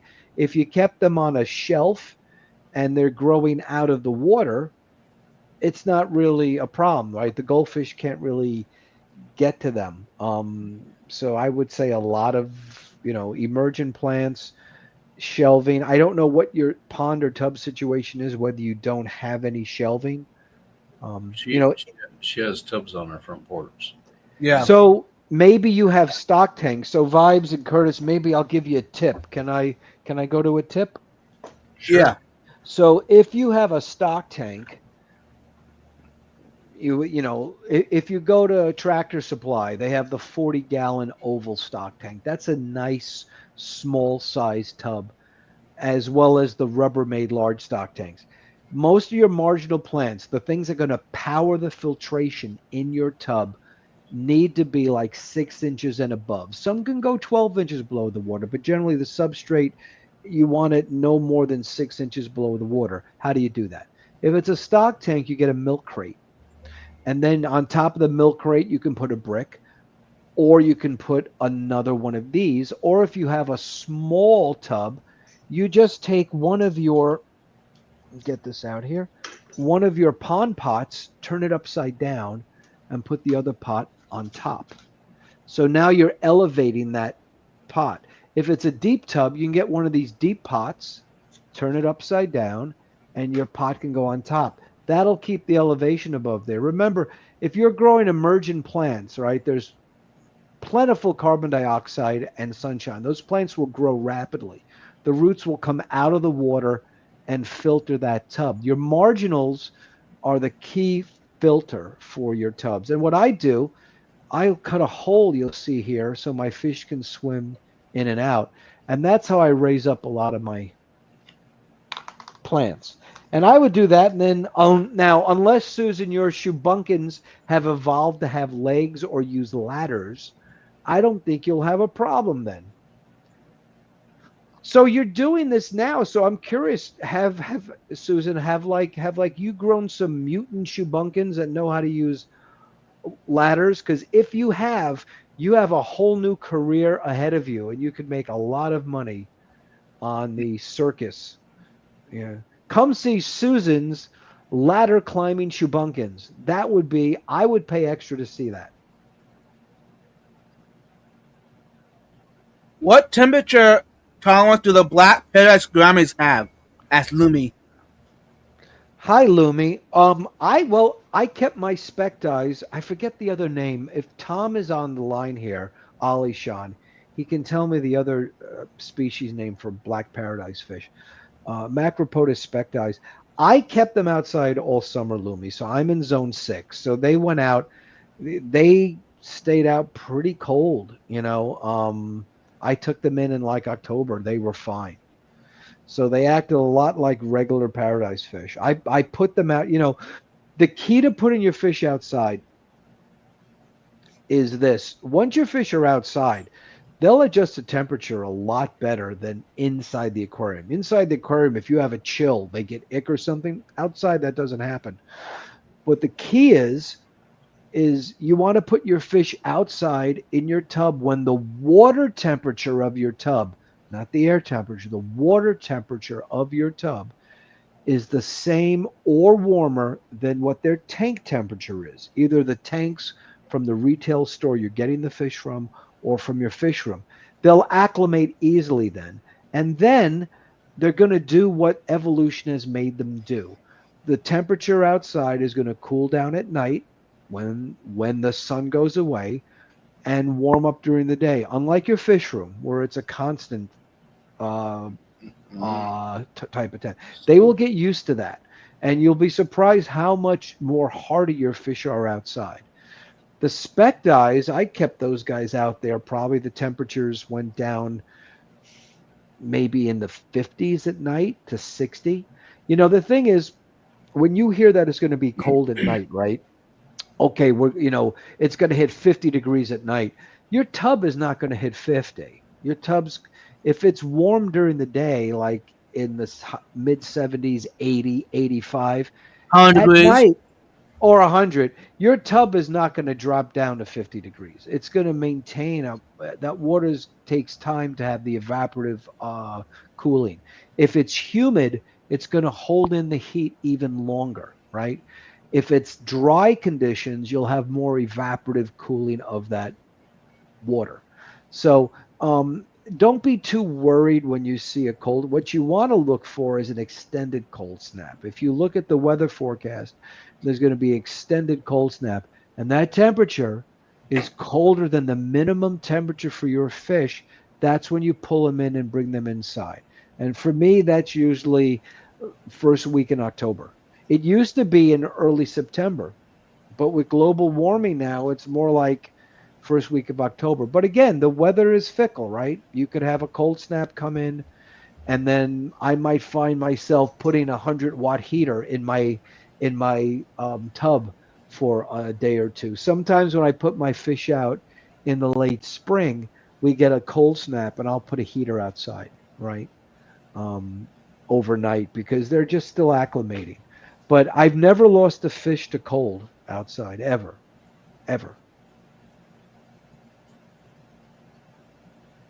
I can't have water hyacinth. No, you probably can't. Texas doesn't allow it. But if you can get water lettuce, if you can get Nope, not here. Nope, they allowed. Yeah, you can find something. Something. Water lettuce isn't allowed. There's a lot of floating plants that are not allowed here in Texas. No, probably not. So which means you want to do even more marginals. And then you maybe want to put some plastic plants around the side if you're worried about this. Water lilies are also great, though, right? Because they will cover the surface too, right? So they'll keep the evaporative cooling down, and they'll also prevent they'll make your fish feel a little bit safer. Hey, Vibes, I have to take a quick break. Yeah. And I'll be back in just a minute, if that's okay. All right. Yeah. And while you're gone, we'll keep hanging out here. You will. Let me just. Yeah. Uh-oh. Uh-oh. So how you feeling, Skull? Feeling good. Always feeling good. Hey, welcome in, Fish Frenzy Addiction. Good to see you. Fog bit. Yeah. Follow me. All right. Fog bit is allowed here in Texas, which I have it. It is allowed. Duckweed is allowed, as far as I know.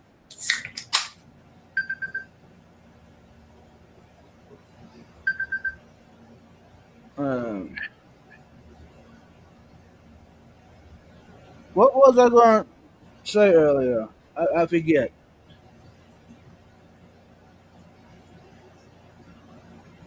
I know what it was. Skull. I took down another aquarium today. Yeah, which one? It was the cichlid tank, the 75 gallon. It was the mixed cichlid tank.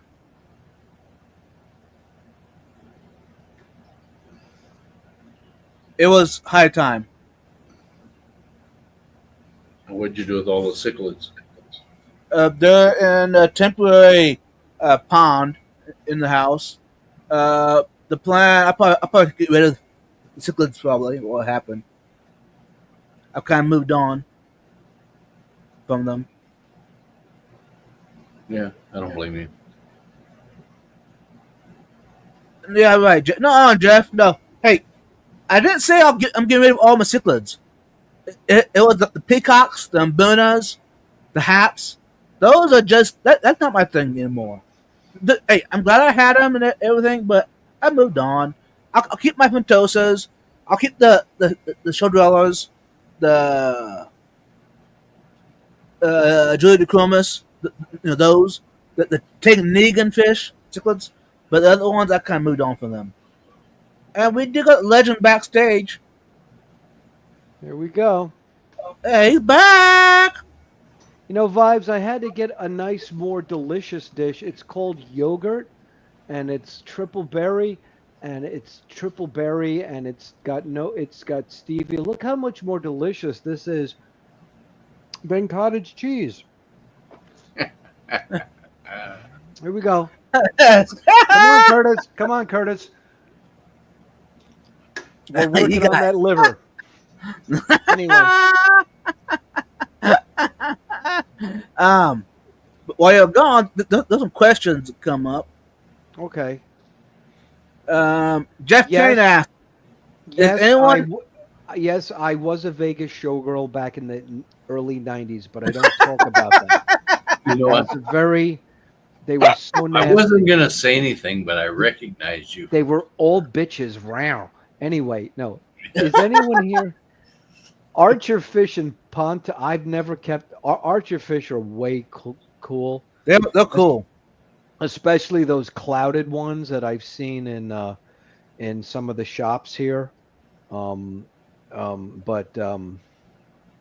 No, that would be cool. But you know, the cool thing about archer fish is you really want to enjoy them in an aquarium, right, or a paludariums where you True. can see them do their amazing thing. Here's a question, Ted, about ultrafish. What size tank or paludarium would you need for them to survive? I've never worked with archer fish, except maybe I kept one decades ago. So I'm not the person to ask for that. Okay. To answer that question, I could, granted, I could be like a lot of people on YouTube and just come up with an answer and look like an expert, but I will not do that. So. Hey, that's why you and me agree so much, because we both think kind of alike in that situation. Yes, which is surprising. which is surprising coming from a man who ingests cottage cheese. Yes. Mm-hmm. Come on, Curtis. There we go. I can't wait to the end of the show. I want to, Vibes. Have you noticed Curtis is getting a little more quiet? He is quiet. He's like a quiet drunk. I was hoping he would be one of these drunks who just starts cursing and swearing, but no, he's like just a mellow kind of buzz. I'm a professional. Someone had fairy moss. I saw fairy moss sold at the Clash. The Clash has so much moss. Oh my goodness, there were so many moss vendors at the Clash. Who let Fishymon in here? Kirk, hey, Fishymon, recommend? It's Fishy Mom. Fishymon.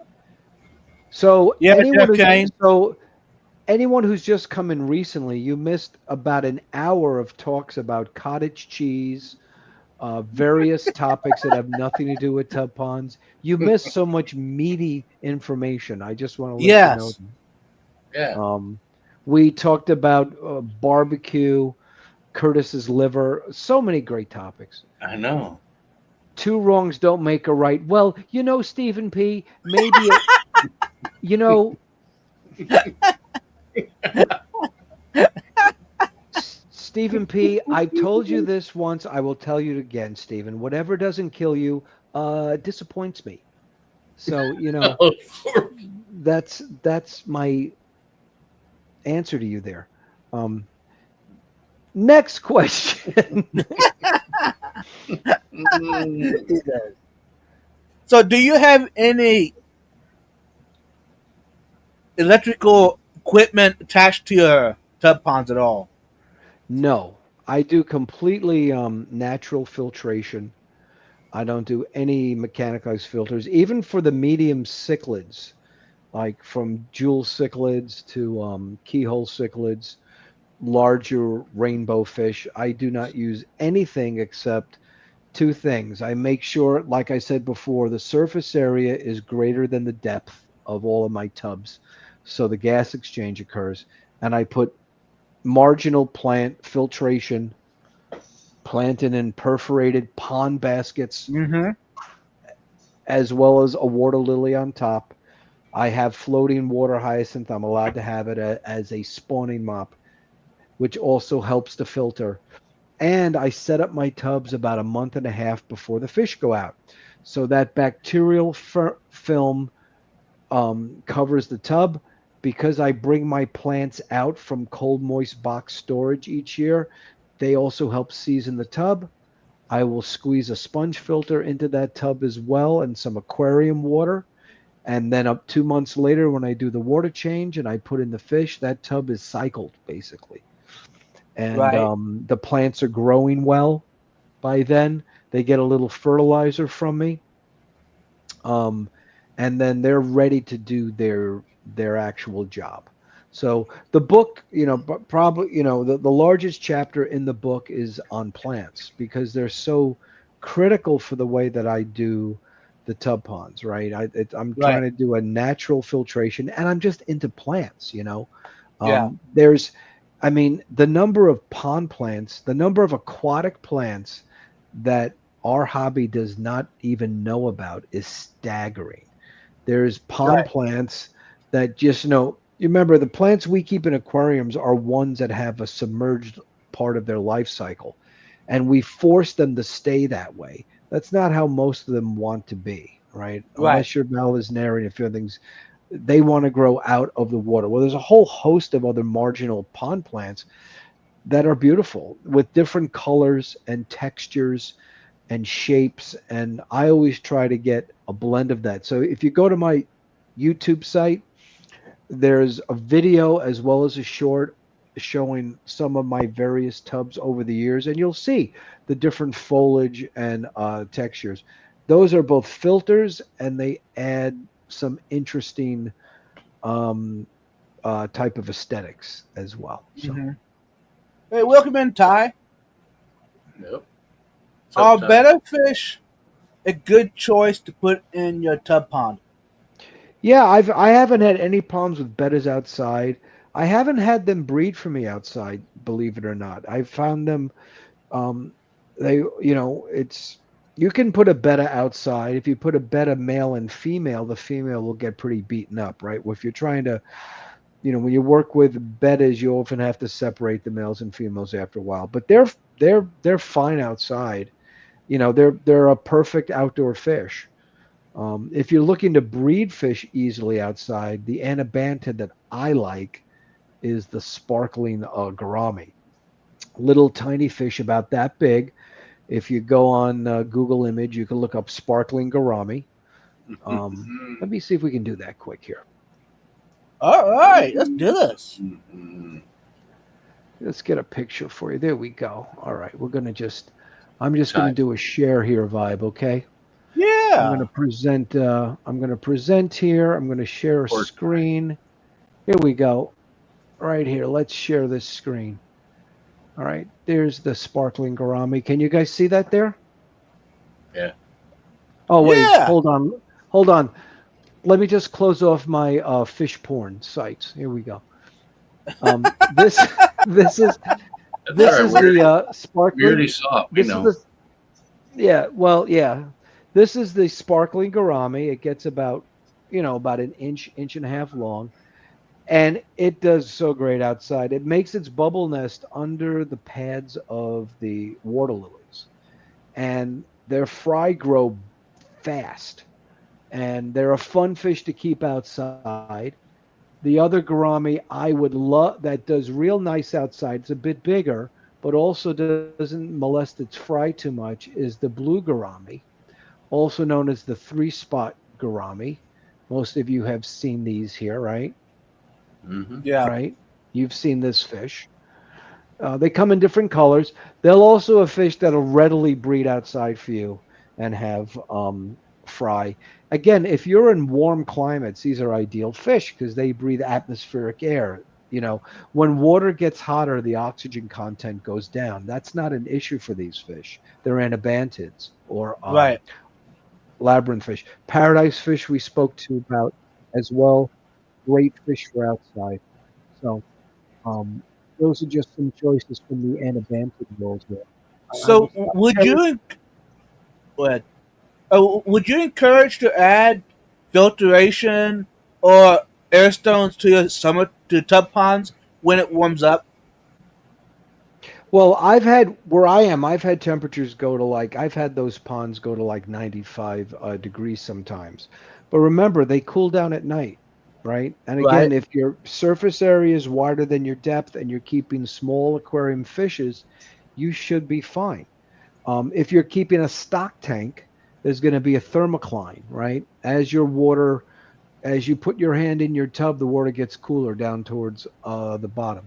If you're in the south, my friends in Florida and Hawaii, they will put shade cloth over their tubs. They'll also make like a sort of a tented area, and they'll have their tanks and tubs under that.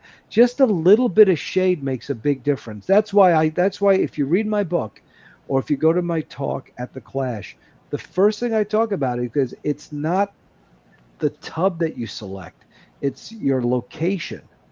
And I'm not talking about whether you live in the north or the south. I'm talking about your microclimate, different parts of your property where you're going to put your tub.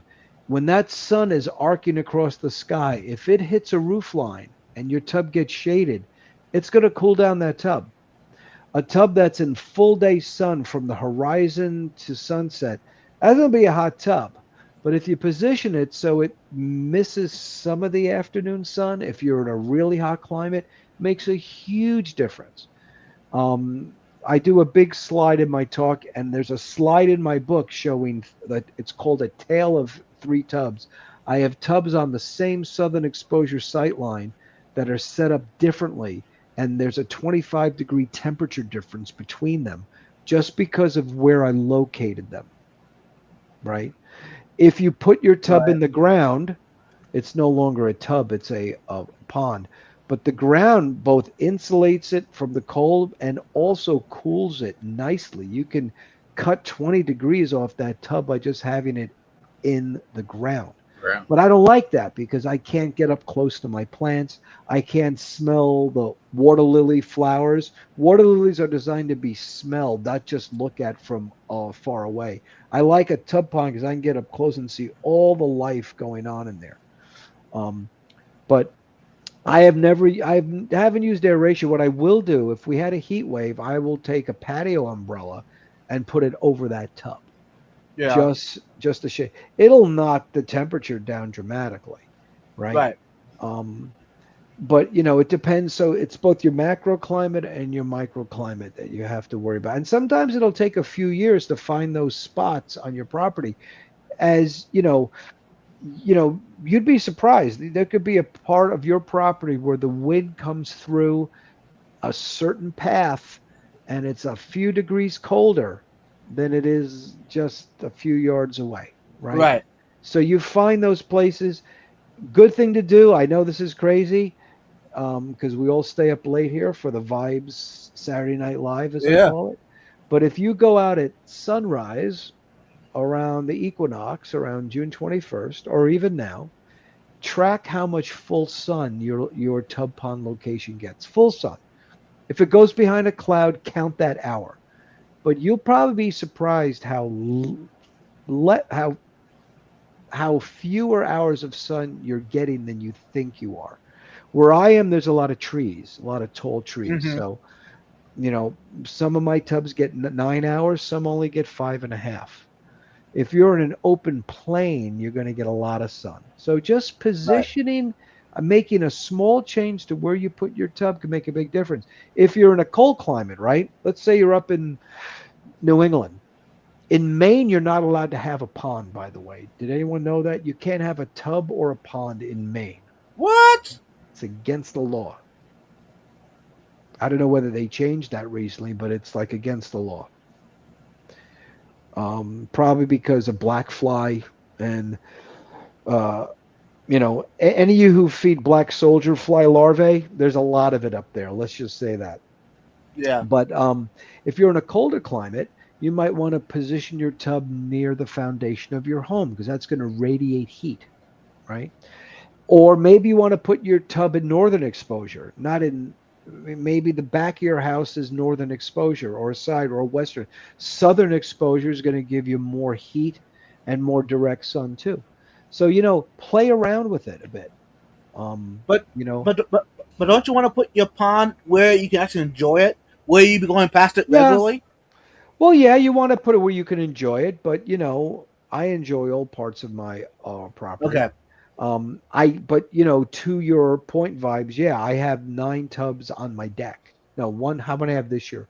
1, 2, 3, 4, 5, 6 tubs on my deck because that's where I spend a lot of time.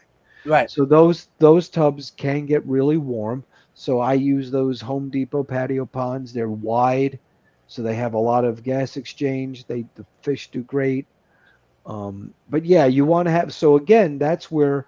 Well, what type of tub am I going to use? If I'm enjoying my tub at a certain place that gets lots of sun, I'm not going to use a rope handle ice bucket tub or Right. a half whiskey barrel because the depth is greater than the surface area.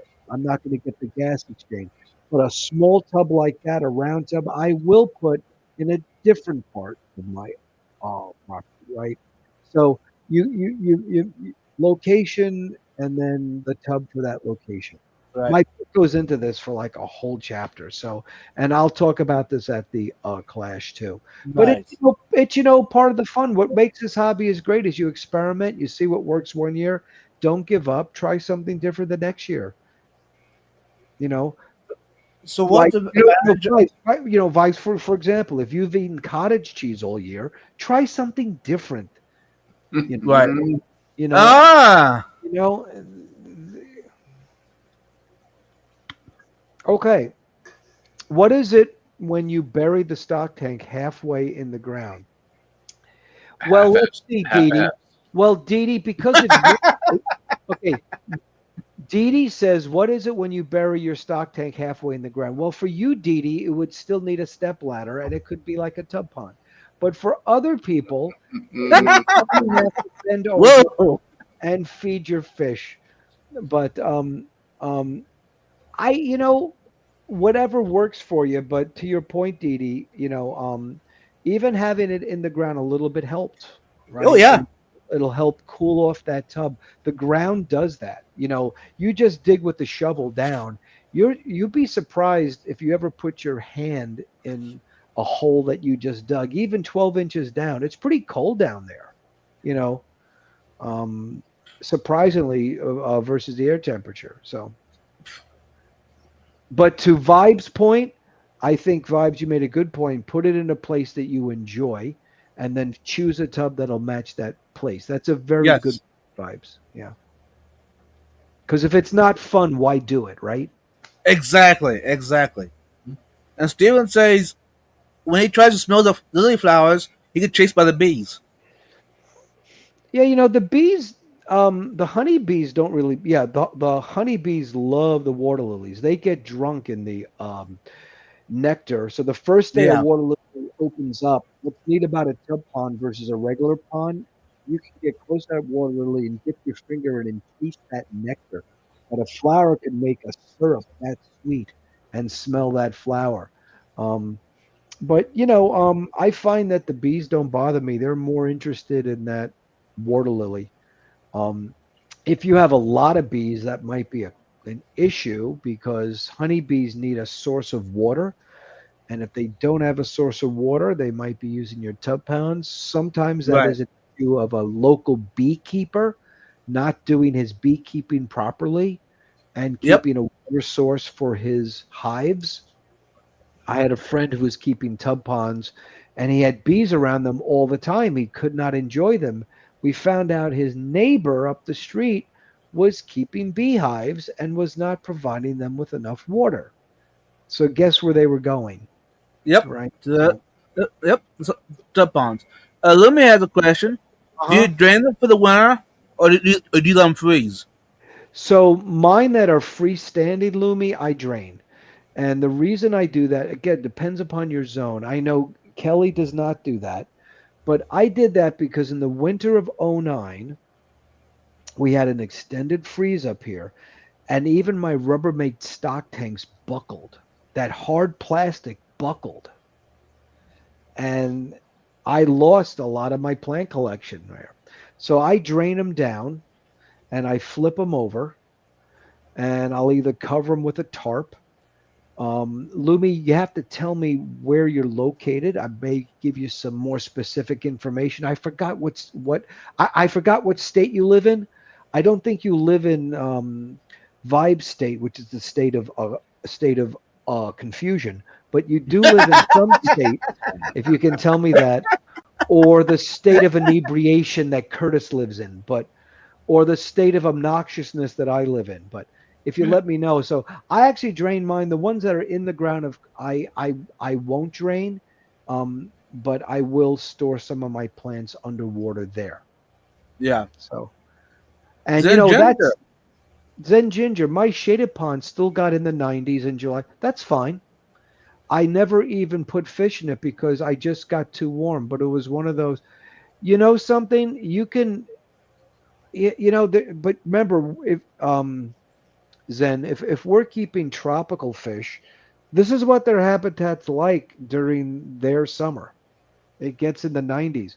It doesn't stay in the 90s overnight, though. It's going to cool down. Their biology has adapted to this. So, if you look at my book in that section about the three tubs, or if you come to the clash, I talk about I kept a tub. I came home during a heat wave back several years ago. In New Jersey, a heat wave is when it's in the mid 90s for more than like a week. So the air temperature was 92. My tub in full southern exposure on my deck in a place where I enjoy, like Vibe says, was 95 degrees. That seems warm. Home Depot patio pond, just like you had there, Zen. I had two groups of fishes spawning in there. None were dead. I had um, Danio nigrofasciatus, which is a dwarf style Danio, and I Yeah. had sparkling gouramis, both in that same tub, both spawning, none the worse for wear. If you're keeping anabantids, the heat is not an issue for them because it's the oxygen. Even though the oxygen levels go down, they breathe atmospheric air. If you're keeping goldfish or native fish, I of course would be concerned because those are fish that are from colder water, which means more oxygen, and they're larger biomass fish. But tropical fish, this is their element. So I would say give it a shot. Find some very small fishes that do well. Rasboras, tetras, any of the danios. Remember, a lot of the fish we keep are bred in Thailand, Southeast Asia, and Florida, where it's really hot, and they're bred in those farms. So they're not going to mind that, right? So stick to small fishes, research your fish, and give it a shot. Alishon says, bring a comfy pillow to Ted's Crash Talk. Yes, thank you, Tom. I used to like you, but I appreciate that. You've been nothing but a. So I take back everything I said about you. Tom's actually a raging asshole. So you know, believe it or not, I mean, talking to him, it's like being alone.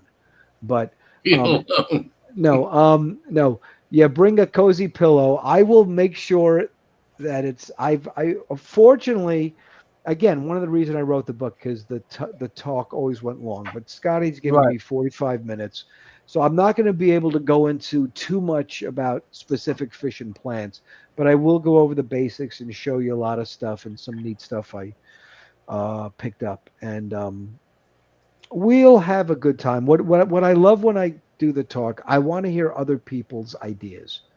What have you done in your tubs? And I'd love to hear it here in this chat here. That is Yeah. interesting. That no one else is really doing. Because if you go in the book, you'll notice in the book I mentioned certain hobbyists' names because I learned stuff from them. And if it's a good idea, I'll try it out, and it goes in the book. Right.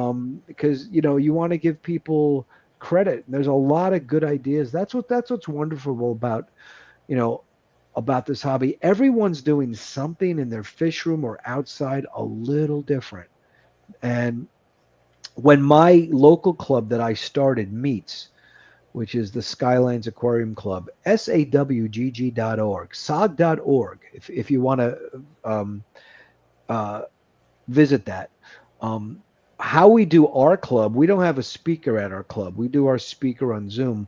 We do hobby hacks, we call them. We have members come up and show just something they're doing different in their fish room, just for like a few minutes, even if it's like 1 minute.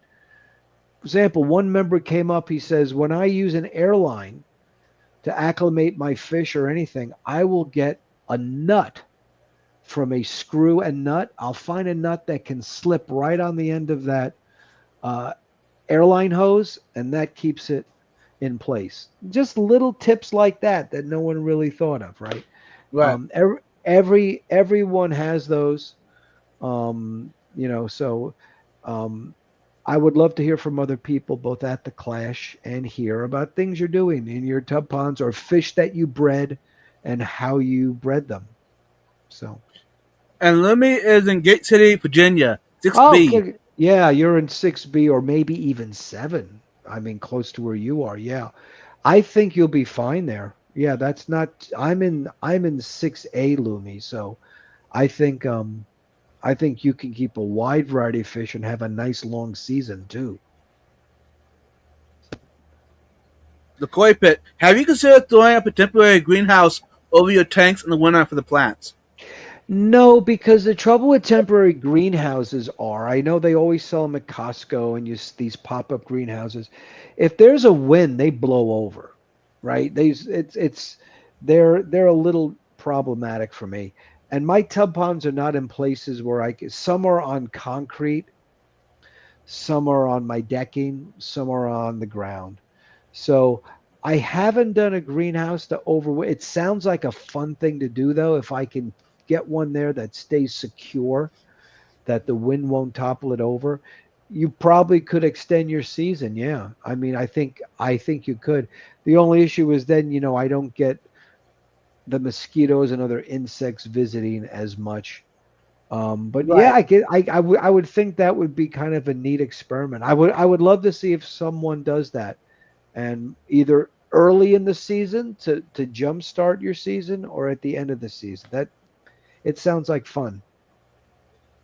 And Zen says Zen's actually best to source wild caught only tubbing here so I don't get any environmentally spoiled fish. Environmentally spoiled fish. Well, I will tell you, wild caught plants and fish do not acclimate as well, in my experience over the past nearly 30 years doing this, than fish that have been adjusted to shipping and aquarium life and pond plants that are in the trade.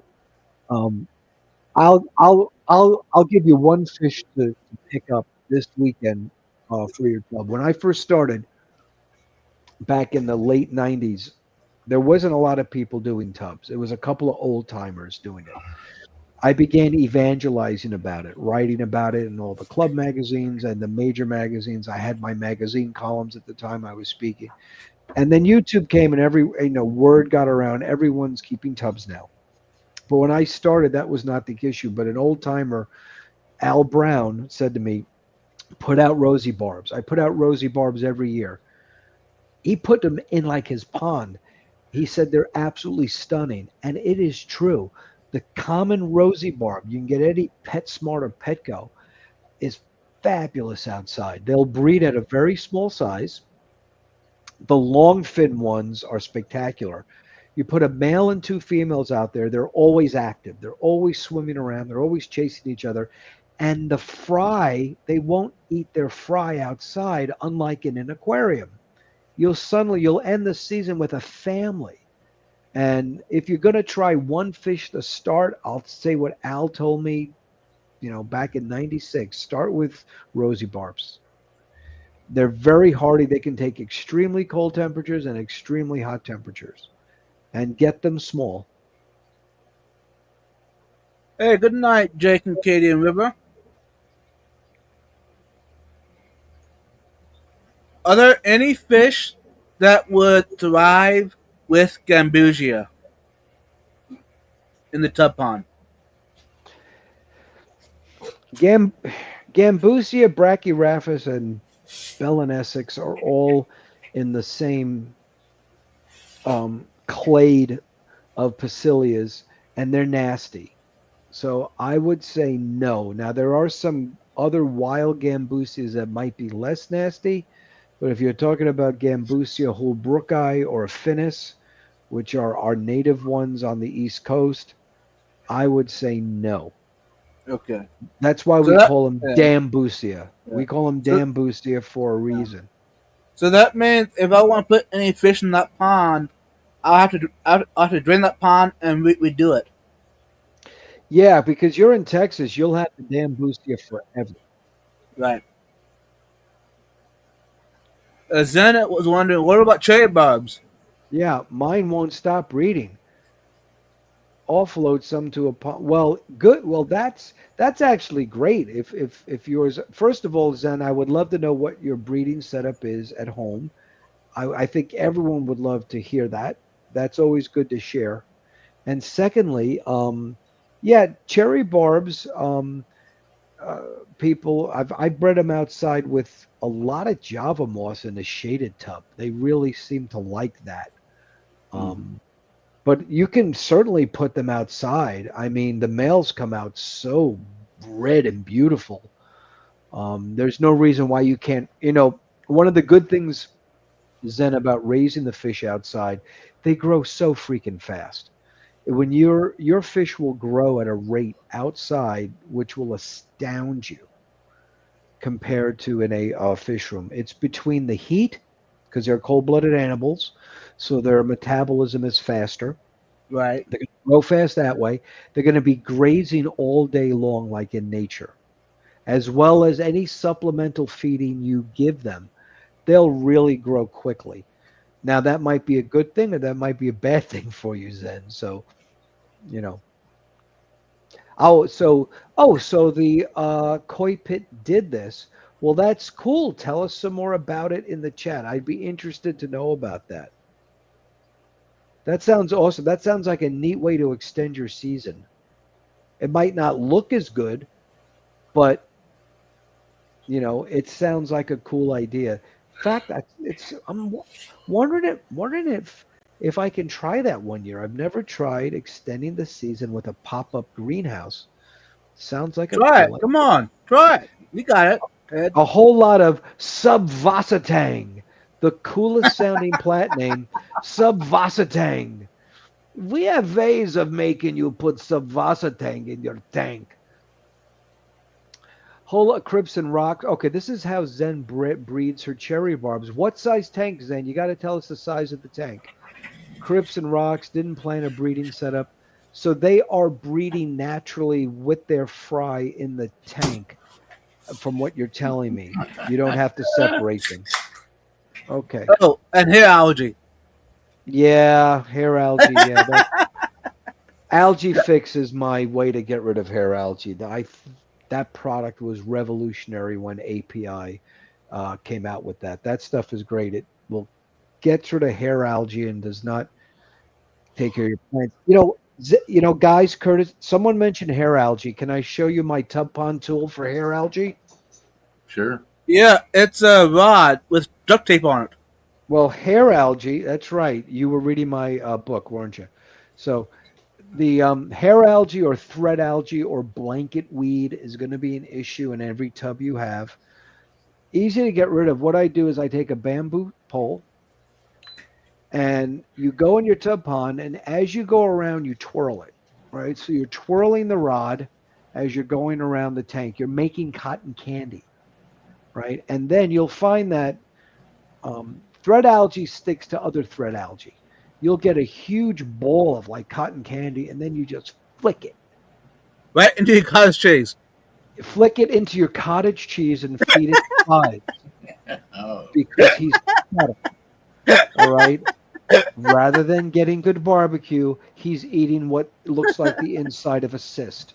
So then what you have, then on the other side of this rod, my friend Sue Harkey, who's a wonderful aquarist in New Jersey, she will be at the clash and be one of the judges. She's a great fish judge too. She gave me this tip. She takes an old toothbrush or a new one after you've eaten a lot of cottage cheese. Sorry. And you duct tape this to the end. So the thread algae that's inside of your marginal plants, that should be a lot of those should be in your tub. You can go inside there and pull that out that way. You're going to have to pull it off. But then after I do that, what I do is I give a dose of, do I have it here? No, I don't. He uses the toothbrush for the teeth then. What I will do then, I will add a dose of Algae Fix. And most of you know when you buy the pond version of any aquarium product, it's cheaper. So Algae Because it's Fix, more potent. well, I don't know. Yeah, it's more potent, but it's just cheaper because, It's in bulk. So here's the thing. If it has pond, it's at this price level. Aquarium is at this price level. Right. Planted aquarium is at this price level. Put the word marine on it, it goes to this price level. It's marketing, guys. It's called price elasticity. It has nothing to do with the product. But anyway. But it works, though. It does work because people are suckers. What can I tell you? So you buy the Algae Fix. You put in a dose. Follow the label directions exactly. It does not harm your plants.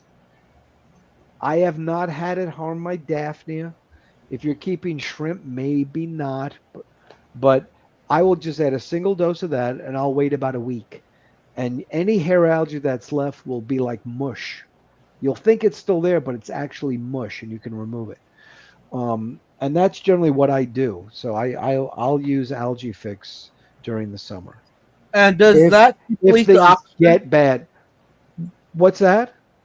Will that deplete the oxygen in the pond? I have never had that have a detrimental effect on my fish ever.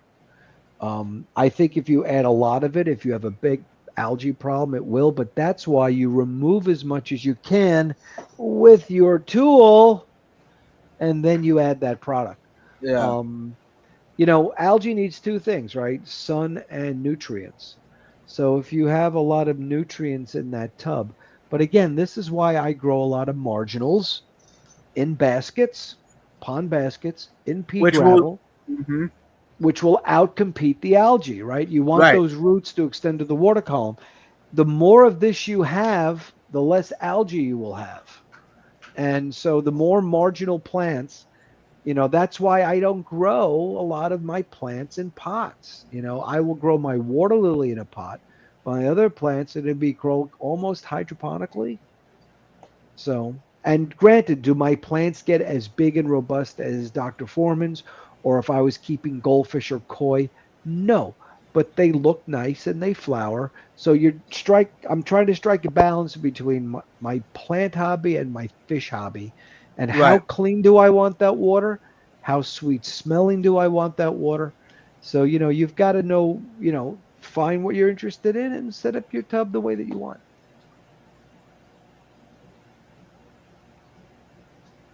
Yeah, correct, Zen. Yeah. And Ty, the koi pit, it worked great. Kept all my tropical aquatic plants to last through the winter without having to bring them inside the house like I have in the past. So, Koi Pit, tell me what zone you're in. And He's state in your. Utah somewhere. Okay. Yeah, I mean, I would still have to bring in my fish eventually. That would probably extend my season. Again, it depends on how much sun I get to make that greenhouse work, right? Right. Um, no, it sounds like a good idea. I mean, my wife has a cold frame, and when she starts seed, she'll bring her seedlings out into the cold frame to keep them, to start them early and then harden them off.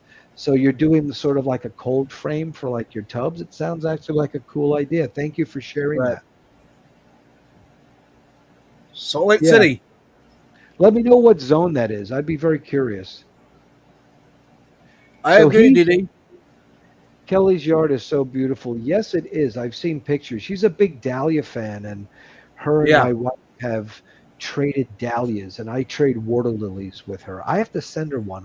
I have a water lily to send to Kelly. Yes, her plants are amazing, but it depends. To me, I'm always trying to breed different fish, and I'm working with different fish outside all the time. So I have to balance my need for plants versus fish versus what is the look I'm going for. You know, some of my fish I put outside, they're not inexpensive, right? So, and I only have one season to breed them.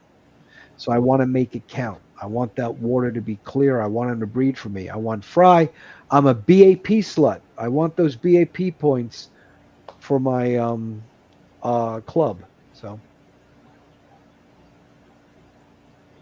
yeah, so they're basically in the same zone as you and I, Lumi. Thank you.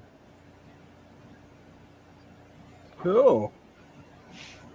We already done this live stream with 2.5 hours, y'all. Longer than I usually do. Well, I'm sorry about that, but someone kept talking about cottage cheese and driving us crazy. I know. Now we got a drink. Curtis is starting to slur his words, Vibe. I think we did our. I think my You my got work here is done. You got a long way to go, bro. My work.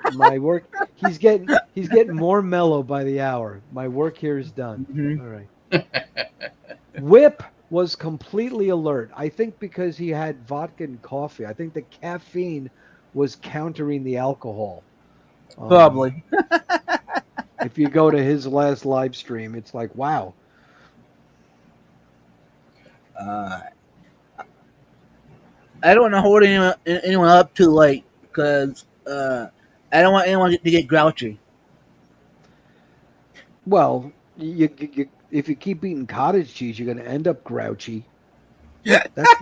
That's like old person food for like, come on, Vibes, man. You're in Texas, the land of okay. I've already complained about this. I'm not going to talk about it anymore. I Sorry. appreciate it, Ted. I appreciate it. Anyways, I think we'll wrap this up. We can definitely have Ted back in the future because we didn't even scratch the surface even. But Yeah. before we head out, Skull, what you got for us? Love your family and your friends. Keep them close to you. Amen, brother. And how about you, Ted? What you got for us before we head out? I would say gratitude. Have gratitude. No matter how bad things seem to be, it's always worse somewhere else. True. Yeah.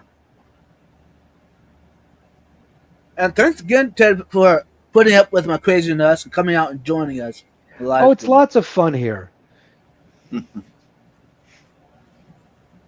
All right, guys. Lots of fun. You all have a wonderful night.